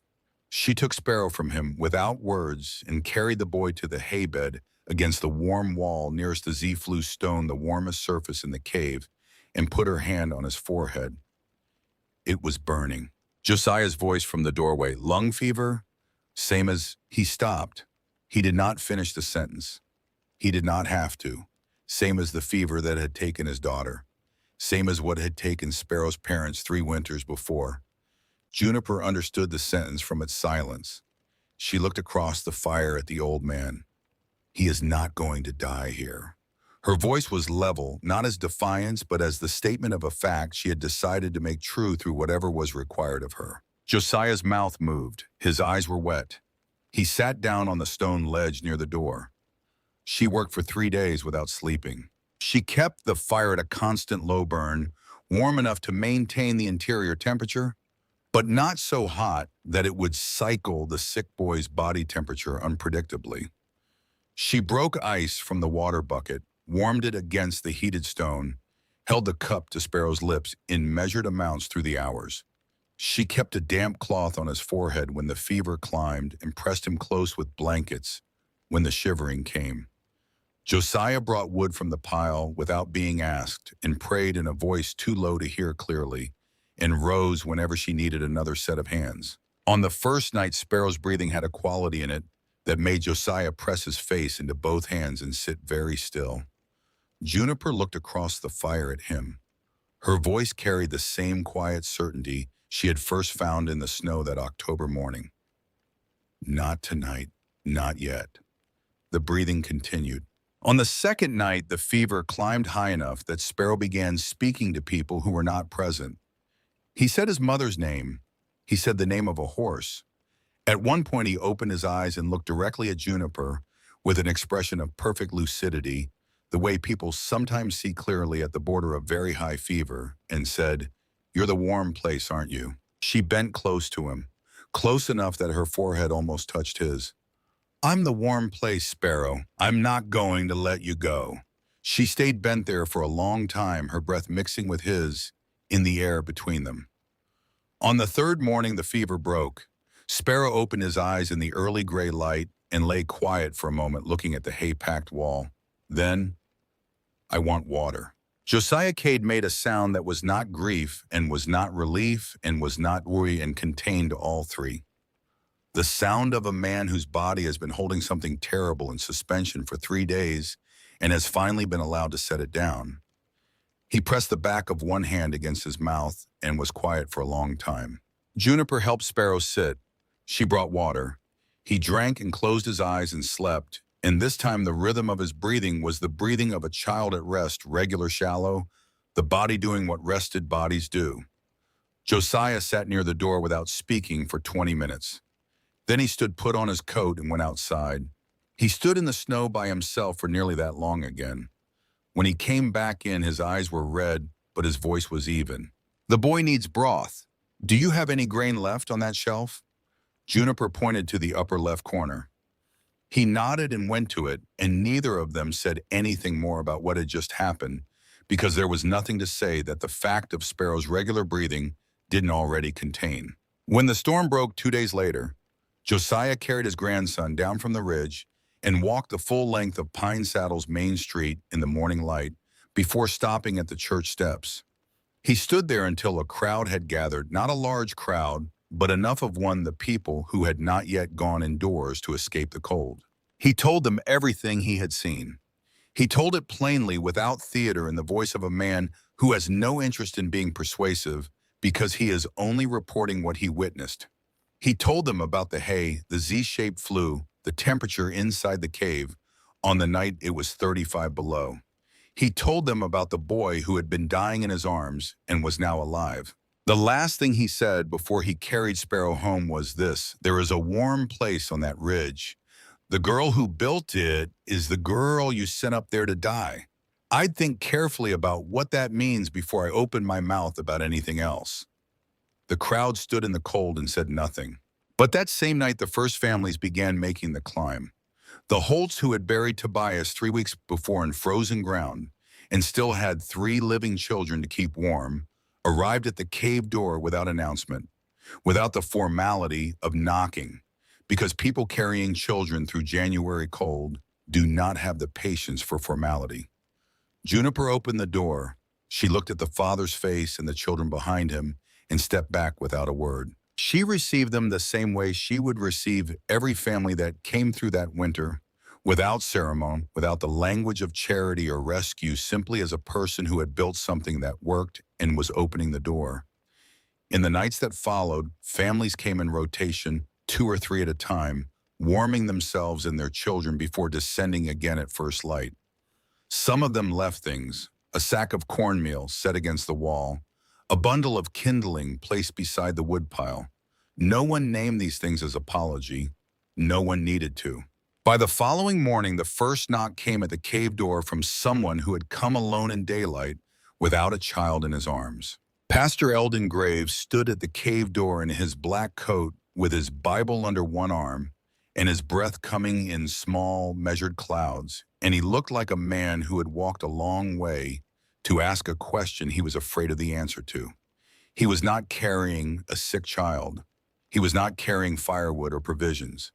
He was carrying only the particular weight of someone who has spent 3 days reading something that has reorganized what he thought he knew and has climbed a ridge in January cold to find out whether the reorganization is trustworthy. Juniper opened the door. His voice when it came was not the voice he used from the pulpit, not the voice that filled the narrow church and aimed its parables at specific people without naming them. It was smaller than that, genuinely uncertain in a way that pulpit voices are designed to prevent. "Are you a witch, Juniper Ashford? Is what I've been hearing the work of darkness? I have to know. Before God, I have to know." She looked at him for a moment. Then she stepped back from the doorway. "Come in, Pastor. The fire is warm. I'll show you the notebook." He hesitated on the threshold, the hesitation of a man who has come with a question but is reconsidering whether he wants the answer delivered in the place where the answer was made. Then he stepped inside. Juniper took the notebook from the shelf Nolan had built beside the firebox and held it out without preamble. "Read it, every page. I'll sit with you until you finish. If you still believe this is the work of something other than thought and observation when you are done, you'll leave and not come back, and I won't argue the point. But you'll read it first." Graves took the notebook. He sat on the flat stone beside the firebox. He opened to the first page. He read for 2 hours. Juniper fed the fire and said nothing. She watched him read the way she had always watched things that mattered, carefully, without interrupting the process. She watched him work through the principle of still air and the thatched nest in the rabbit's winter coat. She watched him read her observations of the hearthstones, the temperature records kept night by night, in the cold months, the geometry of the flue in her own handwriting. She watched his face move through several expressions that he was not aware of, making skepticism, then the particular concentration of someone following a chain of reasoning they are beginning to trust, then something that could only be called recognition. The expression of a person encountering in technical language something they already knew in another form. When he closed the notebook, he was quiet for a long time. The fire settled. Outside, the wind moved over the ridge in the particular register it used at this elevation, not the howl of open ground, but the lower sustained note of air moving over stone. He sat on the stone with the notebook on his knees and looked into the fire, and after a long time he said, "I have been a fool. I have been worse than a fool. I stood in my pulpit and I pointed words at you that I should have pointed at myself, at the woman who has been working her way through your father's life with the patience of something that doesn't need to hurry because It knows it has time. He stopped. His jaw worked. Forgive me, Juniper Ashford, if you can manage it. I know I have not earned the right to ask. She looked down at the top of his bowed head. She thought of many things she could have said, had rehearsed several of them in the nights alone in the cave before sleep came, in the way that wrong people rehearse. She said none of them. Stand up, Pastor. The floor is cold. She took him by the elbow and helped him to his feet and handed the notebook back to him. Take this down the ridge with you. Read from it on Sundays if you want to. I don't need it anymore. She looked at him steadily. It's finished. The knowing is in me now. The book is just a record of how I got there. Graves held it in both hands.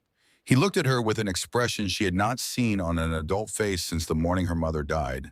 The expression of someone looking at something they did not understand until this moment, and understanding it now at a cost.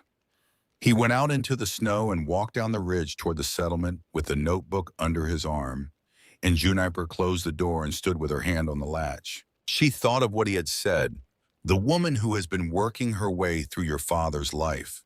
The words carried their implication with them, and she let herself hold the implication fully for the first time, not as suspicion, not as something she was building a case around, but as the thing she had known since the night she stood in the dark hallway watching a small brown bottle travel from the feed room upstairs. Cecile had not stopped at the livestock. That same night, the pounding at the cave door had the quality of something that had traveled very fast over very rough ground and had arrived with nothing left but urgency. Juniper opened it. Della Hayward stood in the blowing snow with her hair unbound and her face streaked with the tracks of tears that had frozen against her skin before she had finished crying them. She was holding something against her chest, with both arms, a bundle wrapped in her own coat, pressed so tightly to her that Juniper could not immediately see what it contained. Her voice arrived in pieces. My brother, the baby, he's turning blue. Juniper, please. Behind Della, 20 feet back in the dark, in snow stood another figure. Still silent, not approaching, just present the hood of a fur-lined coat pulled forward so that the face was in shadow, both hands inside a muff breath, rising in a thin, steady column that was visible even in the storm, because it was steady in a way that wind-driven snow is not. Cecile. She had followed Della up the ridge. Juniper understood this without asking, the way she understood most things by assembling the visible facts in the order they presented themselves. Cecile had been at the Hayward house that evening. Something had happened there. Della had run. Cecile had followed. Not to help, to see. Juniper did not look at her stepmother again.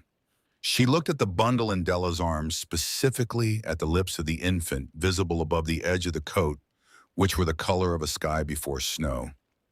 Bring him in. She pulled Della through the doorway. She closed the door on Cecile without a word, without a gesture, without the slightest acknowledgement of the woman's presence in the clearing. There was no lock on the door. Nolan had discussed it, and they had decided the leather latch was sufficient. A lock would have meant she was afraid of something outside, and she had decided that she would not give Cecile Ashford any more of her fear than had already been taken. Inside, she built the fire up in 3 deliberate moves. The positioning of specific pieces of wood she had already learned by touch, the draft catching within seconds because the Z-flue was drawing cleanly. She took the infant from Della's arms and laid him on the hay bed against the warm wall. She put her bare hand on the child's chest. The breathing was there, fast, shallow. The blue in his lips had the particular shade of a body that has been losing the argument with a cold for long enough that it is losing on points rather than by knockout. He had not been outside long enough to cross the line, but he was close enough to it that the line was visible from where he was. How far did you carry him? Della's voice came out stripped of everything except the essential information from the house. More than a mile. Take your coat off, open your dress, press him against your skin, bare skin, not fabric. Your body is warmer than any blanket I can give you. Do it now. Della did it without hesitation. Sat down on the hay, opened the front of her dress, pressed the infant against the living warmth of her chest, and pulled the blanket Juniper handed her over both of them. She was crying, but silently, the way someone cries when they have run out of the energy that crying usually requires and are doing it on reserves. Juniper sat across from her. The fire built itself to working temperature. Outside, there was no sound from the clearing, no second knock, no voice calling through the door.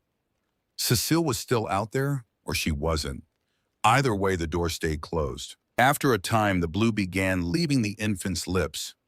Not quickly, but with the gradual reassertion of color that happens when a body stops losing what it needs. The breathing slowed from its panicked rhythm towards something that resembled intention.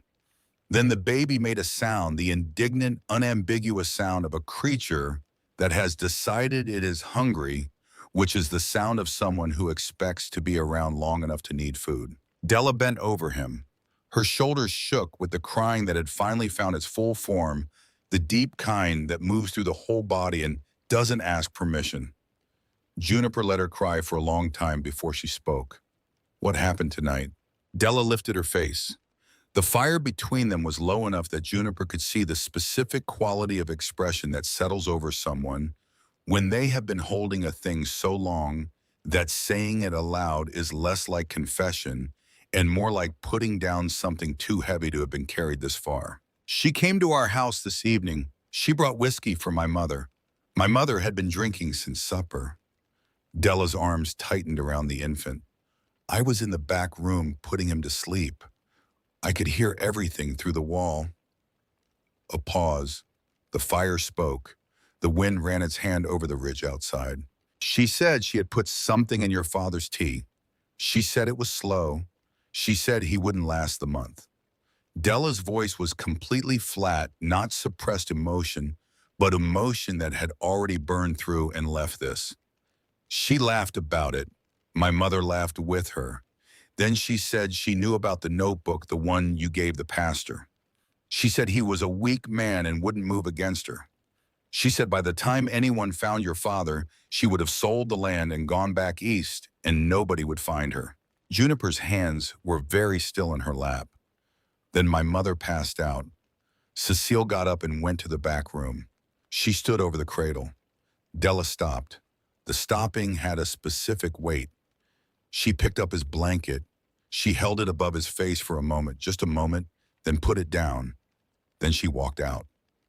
The fire made its small sounds in the silence that followed. I waited until she was gone. Then I took him and I ran. I didn't know where to go. I only knew there was a warm place. I only knew there was you. Juniper sat with this for a moment. She did not reach for the notebook. She did not reach for an instrument of any kind. She only looked at the fire and thought with the same methodical clarity she brought to any problem that had a solution embedded somewhere in it about what the information she had just received meant and what it required. Then she stood. Stay here. Keep him warm. Don't open the door for anyone. Della looked up. Where are you going? Juniper took her shawl from the peg beside the door. She wrapped it and turned back before she lifted the latch. She crossed the cave and crouched beside Della and looked at her oldest friend's face, directly the face that had been the most familiar face in her life for most of that life, the face she had watched tell a lie under the pressure of a winter's worth of food, the face that was now doing the only honest thing it had done in months by being completely undone. I forgive you, Della, for everything. Whatever happens tonight, I want you to know that before I go. Della's eyes filled. She did not speak. Juniper stood. She opened the door. The clearing was empty. The place where Cecile had stood held only a depression in the snow, 2 feet planted. Then the turning step, then the long stride marks leading back along the ridge toward the settlement. She had gone. Whether she had heard what was said through the door and left on instinct, or had simply waited as long as she intended and departed on her own timeline, there was no way to know. What mattered was the direction of the tracks. Juniper followed them down. She did not go to her father's house. She went to Josiah Cade's cabin, which was 3/4 of a mile closer on the descent from the ridge, and she knocked until the door opened and a rifle came through the gap before the man holding it, and she said 5 words into the lamplight. I need your help, Josiah. He looked at her face. He put the rifle down. He reached for his coat.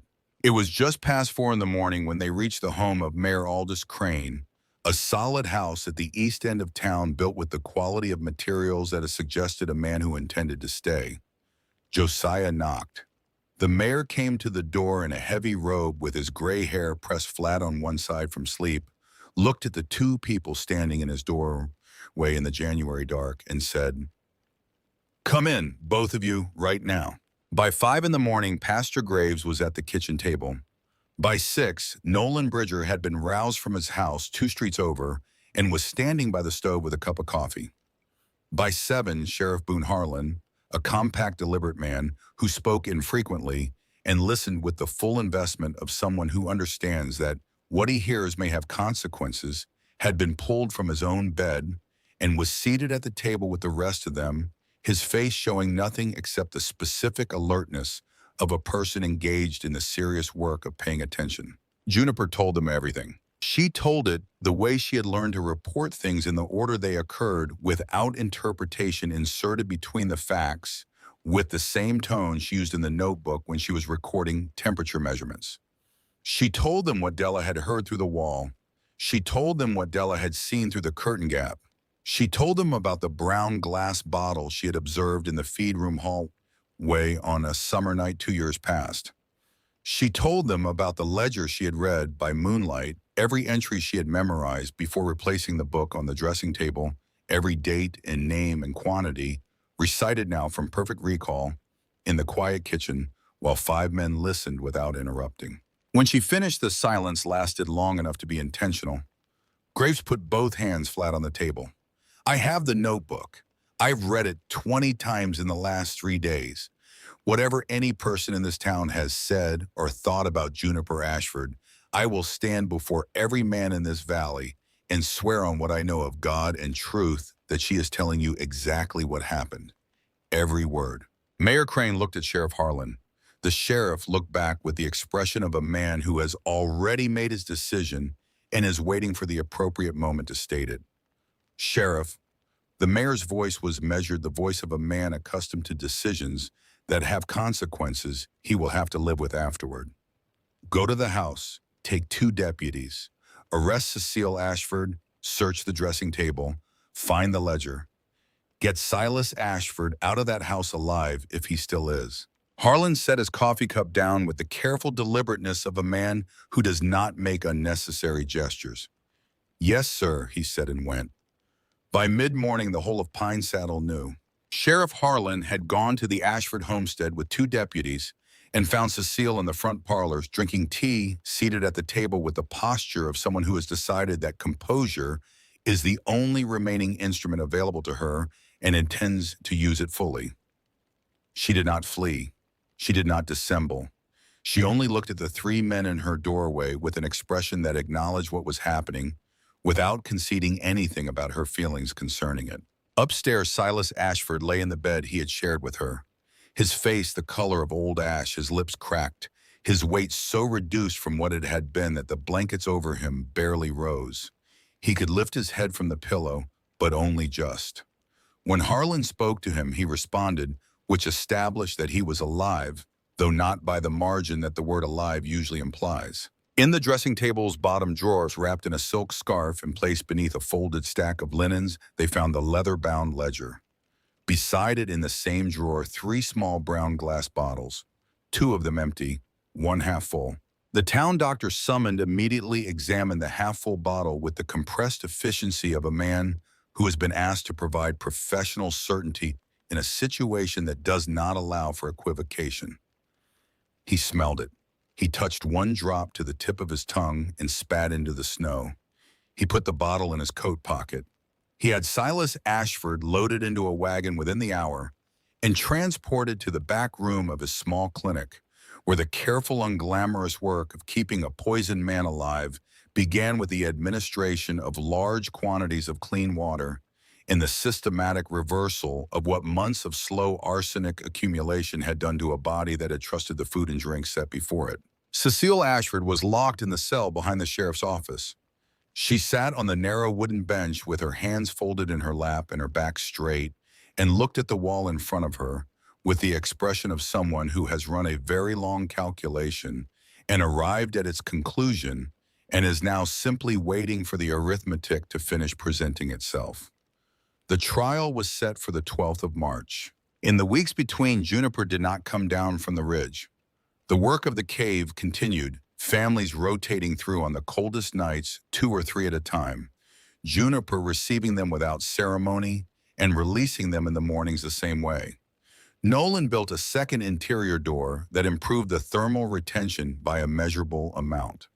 Josiah brought provisions twice a week.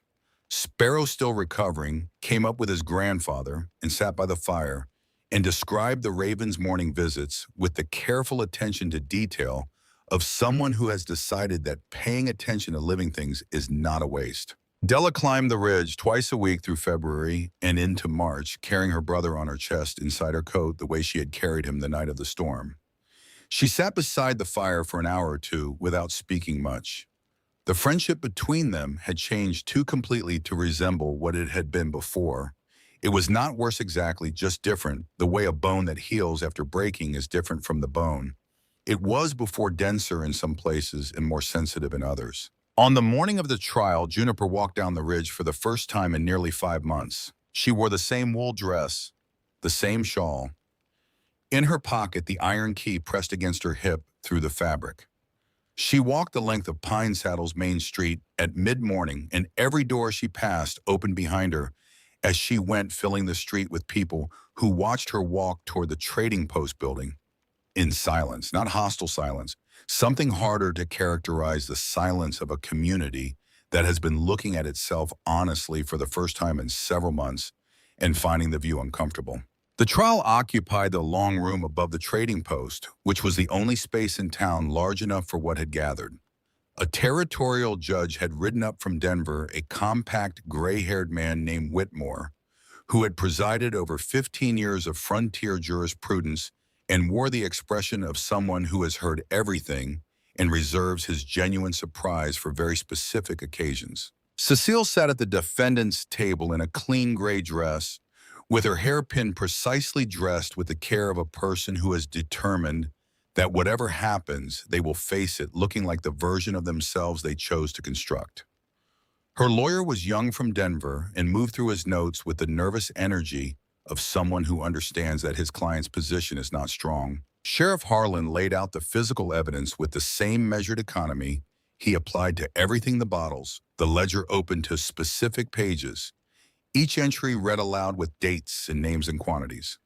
The doctor took the stand and confirmed that the substance in the half-full bottle was arsenic trioxide, confirmed that the progression of symptoms Silas Ashford had exhibited over the preceding 2 months was consistent with chronic low-dose arsenic poisoning, administered over time, confirmed that without intervention, Silas Ashford would not have survived another 3 weeks. Then Della was called. She walked to the front of the room, carrying herself with the deliberate straightness of someone who has decided that the only thing they can control at this moment is her posture. She was 18 years old. Her hands shook more than her voice did, which was the reverse of what fear usually produces, and perhaps for that reason it was more convincing. She told what she had heard through the wall of her house. She told what she had seen through the gap in the curtain. She said it without editorial, in the same stripped tone she had used in the cave, and when Cecile's lawyer rose to object, Judge Whitmore dealt with the objection in 4 words and returned the floor to Della. Through all of it, Cecile did not move. Her hands stayed folded. Her face stayed composed. Only the color of her knuckles shifted when Della reached the part about the blanket held above the infant's face, going from the ordinary pale of a January complexion to the particular white of compressed bone. Then Judge Whitmore looked up from his notes. "Is Juniper Ashford present?" Juniper stood. "Come forward." She walked to the front of the room. She did not look at Cecile as she passed the defendant's table, not from an inability to look, but from the decision that looking would constitute an acknowledgement she was not prepared to grant. She did not look at Silas, who had been carried in on a chair and sat propped with blankets at the room's edge, watching her with eyes that were wet in a way that had nothing to do with the temperature. She looked at the judge. "Young woman," Whitmore said, Do you have anything to say to this court before I pass sentence? She stood quietly for a moment. The room had a specific quality of attention, not the attention of a crowd watching an event, but the attention of people who understand that something is happening that they will describe accurately for the rest of their lives. Your Honor, she said, I have one request. He nodded. I would ask the court not to hang Cecile Ashford. The room went silent in the way that rooms go silent when something unexpected has been said, in the place where expected things are supposed to happen. Cecile's head lifted. For the first time since the proceedings began, she looked directly at Juniper, and the expression on her face was not what composure had been covering.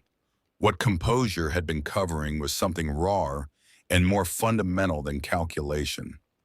Her voice, when it came out, was not the voice she had used in the Ashford kitchen or at the Ashford supper table or anywhere Juniper had heard her speak before. It was smaller than any of those voices. Why? Juniper looked at her for a moment, looked at the woman who had spent 2 years dismantling her life with the patience of someone who enjoys the work, and then looked back at the judge. I'm not asking it for her sake, Your Honor. I'm asking it for mine. She kept her voice level, not because she wasn't feeling anything, but because what she was feeling did not require volume to be present in the room. If the sentence is death, then what she did becomes the final event in this valley story. Her death becomes the ending, and I don't want her to be the ending. My father's life, in my life, in Della's life, and the lives of the children who would have frozen this winter, I don't want those to be footnotes to a hanging. I want her gone. I want her sent east and kept there for the rest of her natural life. But I don't want her blood. Blood would make her important, and she is not important. Not anymore. She looked at Cecile one last time. You tried to take everything. You took some things. You did not take all of them. I am still here. My father is still alive. The children are still alive. You failed. A pause that was not dramatic, just true. That is enough for me. She turned back to the judge. That is all I have to say, Your Honor. Whitmore was quiet for a longer time than silence usually requires of a judge. He made a note. He removed his glasses and replaced them. He looked at Cecile Ashford with the expression of a man who has seen cruelty in many forms and has learned to recognize the particular variety that plans ahead. Cecile Ashford, you are convicted of attempted murder of your husband, Silas Ashford, willful destruction of livestock, conspiracy to defraud, false accusation against an innocent party. He paused.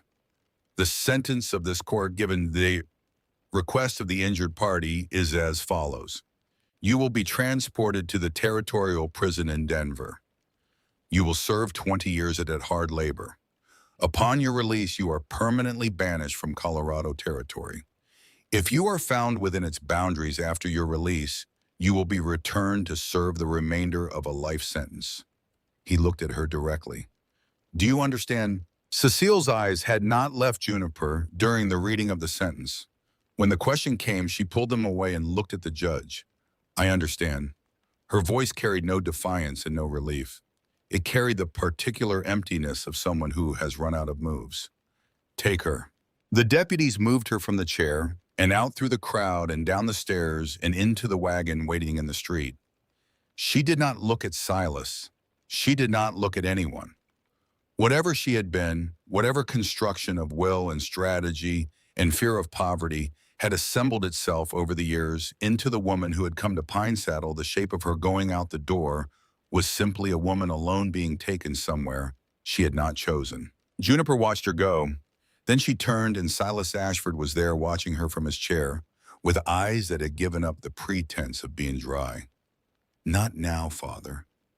Her voice was gentle, not performatively gentle, just the natural tone of someone speaking to someone they no longer have the energy to be angry at. Come up the ridge when you're stronger, when you can make the climb. Come up and we'll talk. He nodded. He could not speak. She turned and walked out of the long room and down the stairs and into the cold, bright noon of a March day that had decided to be clear, and she walked back up the ridge alone. After the trial, Judge Whitmore asked to speak with her briefly in the empty room. He told her without preamble what the territorial records had revealed about Cecile Duval before she was Cecile Ashford. Her father had been a silver mine operator in Leadville, a man named Thomas Duval, who had leveraged everything he owned into a claim that went dry in 1876. Thomas Duval had shot himself in his office. His wife Margot, with no resources and no family within reach, had died the following winter in a rooming house in Denver. Cecile was 15 at the time of her mother's death. She had lived without fixed address for 3 years after that. She had married for the first time at 18 a ranch owner outside Pueblo. He had died 2 years later, because listed in the records as cardiac arrest during sleep. The ranch had been sold. The proceeds had disappeared. Cecile had reappeared in Denver years later under a different name with a different story and had made her way with great patience to a widower in Pine Saddle who owned 47 acres of the best bottom land in the valley. Juniper listened to all of this. She thought briefly of a 15-year-old girl sitting with a dead mother in a cold Denver room, arriving at the conclusion that the only reliable thing in a world that could produce such an outcome was land, that land would not fail you. The way fathers fail you, the way bodies fail you, the way the specific warmth of a particular person fails you when they die. She did not think this in order to excuse anything. She thought it in order to understand, which is a different project. Understanding something does not require that you approve of it or forgive it. It only requires that you be honest about what it is. She thanked the judge. She left. Silas Ashford came up the ridge 4 weeks later in early April when the snow on the south-facing slopes had pulled back far enough to reveal the brown and tentatively greening ground beneath. He came slowly leaning on the carved walking stick Nolan had made for him during the long weeks of recovery, stopping 4 times on the ascent to gather breath. His body had lost mass in a way that recovery would take months to address, and the effort of the climb showed in his face before he reached the clearing. Juniper was sitting on the log beside the cave door, mending a tear in one of Sparrow's shirts. She looked up when Silas came into the clearing. She set the shirt aside and did not stand. He stopped at a distance from her. He looked at the cave, the door, the clean line of smoke from the chimney rock above the stacked wood against the south wall, the order of a place that has been maintained with consistent attention. He looked at his daughter, who was not the girl he had watched leave his porch in October. Whatever the difference was, it was not reducible to the obvious things, the lean of her shoulders, the different quality of her stillness. It was something underneath those things, something that had been earned at a cost he was only beginning to calculate. He tried to speak. His throat refused him. He tried again. "I should have believed you." The words were very small. They were what he had walked up a ridge in his condition to say, and when he said them, they sounded as inadequate as he had known they would be. She looked at him for a long moment. She thought of the barn and the lantern and the horse. She thought of the 5 words he had given her. She has a kind heart, the morning after the first burned letter, which had been the morning she understood what she was dealing with. She thought of the night she had stood in the lamplight, with her hands full of truth, and watched him turn back to brushing. "Yes," she said, "you should have." He bowed his head. A single tear dropped from the end of his nose into the April mud at his feet. "I can't undo it. I've thought about it every hour. There's no payment. There's no way to go back and make the thing that I did into something other than what it was." His voice barely held its shape. "I'm not asking for forgiveness. I haven't earned that. I'm asking for whatever is less than forgiveness, whatever you're able to give." She sat still for a long time. She looked at the walking stick trembling in his grip. She looked at what the months had done to his face. She thought of all the things she had every right to think and had already thought in the cave on many nights alone. She thought, I could send him away and he would go and it would be finished. She thought, the version of him that I needed a father from is gone and cannot be restored. She thought keeping the door closed would not undo a single thing that happened, and opening it will not either. She had been practicing something without knowing she was practicing it for months in the cave, in the work, in the decision not to descend the ridge in the moment. She had told Della she forgave her in the courtroom. She had been practicing the act of choosing what to do with what remained after everything that shouldn't have happened had happened anyway. She chose. "Come inside," she said, "and the fire is warm." Silas Ashford looked up. Whatever broke in his face at that moment was not joy and was not relief. It was the expression of a man who has understood for the first time in his life that grace is not administered to the deserving. It falls on whoever is standing in the right place at the right moment, regardless of their record. The understanding of this was what moved through him as he looked at his daughter sitting on a log in the April mud outside a cave she had built with her own hands in a Colorado winter. She stood. She crossed to him. She took the walking stick from his hand and placed her other arm beneath his elbow, the way she had watched him support his own mother in her final years. She helped him turn toward the door. "I'm not forgiving you today, Father. I want you to be clear about that." They moved slowly toward the entrance. "Not today, maybe not this year, maybe not ever entirely. I don't know yet what I'm capable of. But I'm not sending you away. I won't lie to you and say what happened was nothing. It was not nothing. It will never be nothing." A pause. "But you're cold and the fire is warm and you're my father. So come inside." Silas Ashford walked through the door Nolan Bridger had built into the cave Juniper Ashford had insulated against a Colorado winter, with the principle of still air held close to a warm body, and he wept the entire way. She did not tell him to stop. May brought the schoolroom.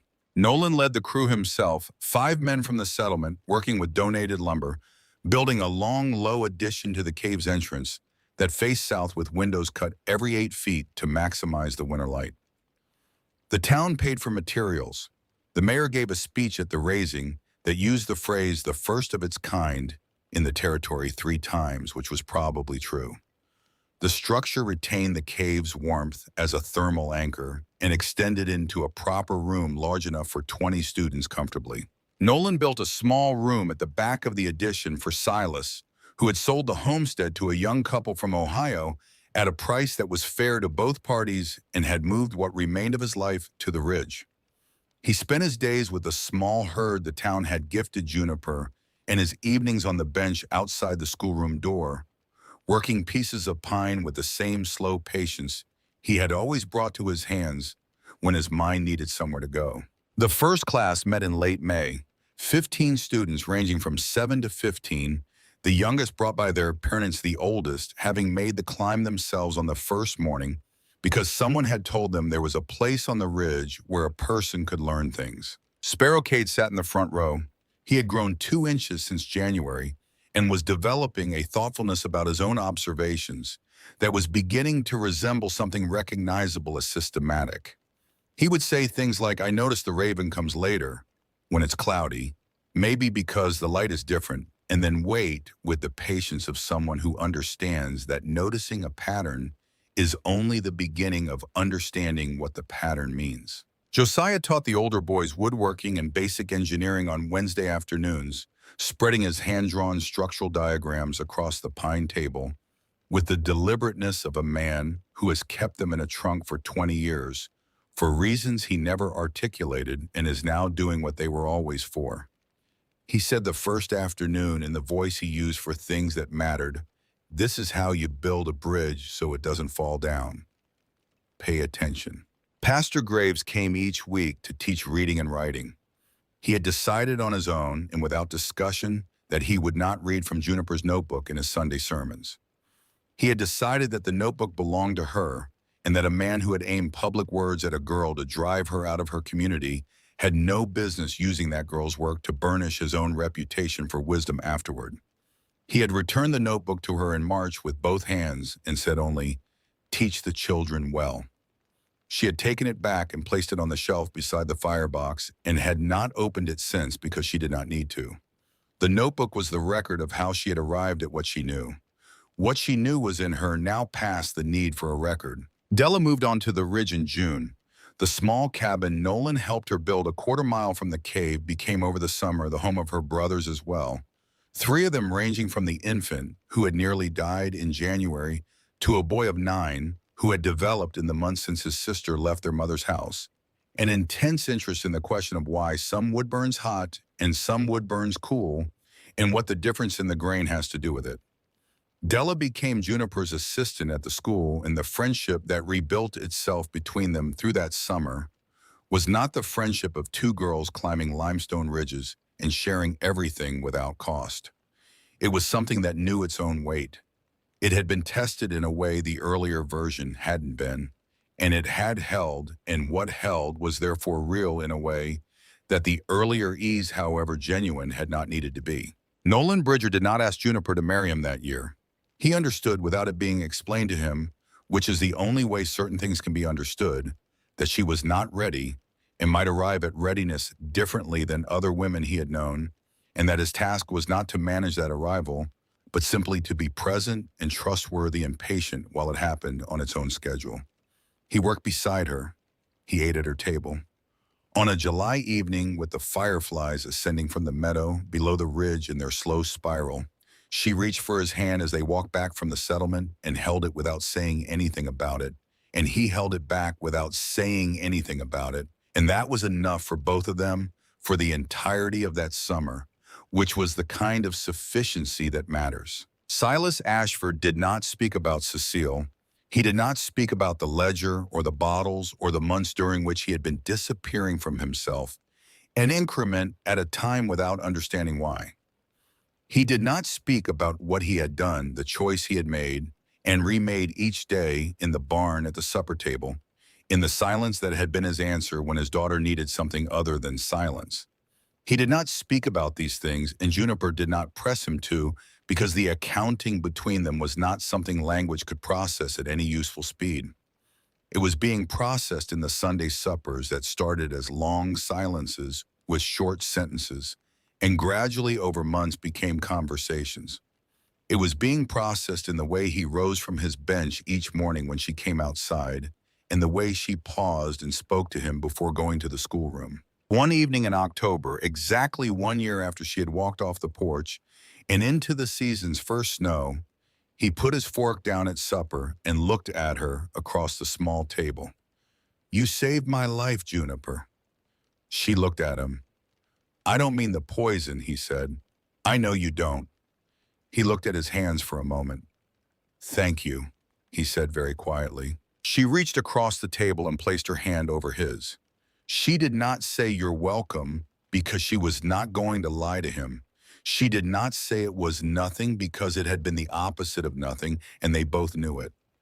She said, "Eat your supper, Father. It's getting cold." And he did. The winter of 1883 and 1884 arrived early and stayed late. Not as extreme as the previous one, the thermometer never dropped below 20 below, but cold enough that the expanded protocol mattered. The rebuilt cabins with their packed walls, the schoolroom that held its warmth through the longest nights, the families who knew by now how the rotation worked and arrived at the cave without panic. Because panic requires the belief that no one has prepared for what is happening. Someone had prepared. The preparation was visible and usable and had been freely given. On the 21st of December, the longest night, Juniper stood at the front of the schoolroom in the light of 2 oil lamps and looked at everyone who had come. Sparrow in the front row, Della at the back with her youngest brother on her lap, Nolan beside the door with his arms crossed and the particular small smile she had come to recognize as his expression of quiet satisfaction with the way things had turned out. Josiah by the stove. Silas on the bench along the sidewall, thinner than he had been, grayer but present, which was the part that mattered. Outside, snow fell in the steady, patient way it had fallen on the morning everything began. She opened the lesson book. Then she closed it. She set it on the table and looked at the room for a long moment. Not the walls, not the construction, not the technical achievement of warmth maintained against the Colorado winter. She looked at the people, at what it had cost to get them here, and what they had cost each other along the way, and what had survived despite all of it, which was more than she had expected when she was walking north through the first snow of that earlier October, with everything she owned on her back and 4 words in her chest. She felt something arrive in her that had no name. She had been taught. something that was not happiness exactly, not relief exactly, not the absence of grief, but the presence of something alongside it that was stronger. She had felt at home in the cave when it was just her and the fire and the principle of still air. She had felt at home in the work. This was different. This was the specific warmth that is generated not by a body alone, but by the presence of other bodies in proximity, all of them choosing to be in the same place at the same time for reasons that include but exceed survival. She felt for the first time since she was a child in her mother's kitchen that she was home. Tonight, she said, we're not going to read from the book. Tonight, I'm going to tell you a story about a girl who walked out of a house in the snow and what she learned and what she built and what she learned after that, which was harder than any of the building. The room went quiet. The children straightened without being asked. The adults leaned slightly forward. Winter whispers, she said. It has always whispered. It is whispering right now through those walls, and I'm going to tell you what it's saying. It is saying that the people who should have loved you will sometimes fail you, that the people who should have protected you will sometimes choose their own comfort instead, that the world will sometimes tell you that you are the problem, that you are the worm in the apple, that you would do everyone a service by disappearing. The only answer to any of that, the only one that has ever actually worked, is to build. Build a warm place. Build it with whatever you have, using whatever principle you have managed to observe and understand. Build it for yourself first without waiting for permission or rescue. Then open the door and let people in out of the cold. She looked at Sparrow. He was crying in the way children cry when they don't yet know what they're crying about, only that the weight of something true has moved through them and left a trace. She looked at her father. Silas Ashford understood precisely what he was crying about and had known for months, and was only now in this room allowing it to happen fully. Preparation is not fear, she said. It is not suspicion. It is the language spoken by those who have learned to listen when the winter tells them something. Every one of you in this room will learn that language. You'll carry it with you. You'll teach it to whoever comes after you, because the winter does not stop whispering, simply because one generation has learned to hear it.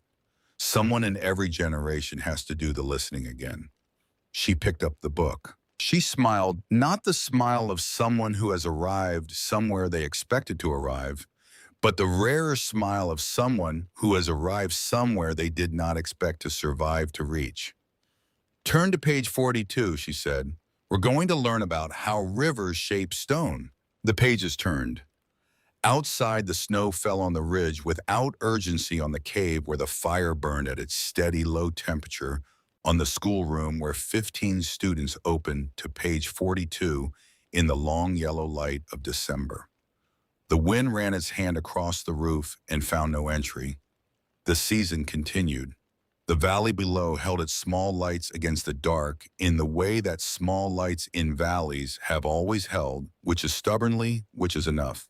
For as long as the people of Pine Saddle told a story, and they told it for a very long time, long past the generation that had lived it, in the way that stories about warmth tend to outlast the cold that made them necessary. They said it this way. The winter whispered and she listened, and because she listened, the children who came after her never had to learn the lesson the hard way again. They only had to remember her. They did. For generations they did.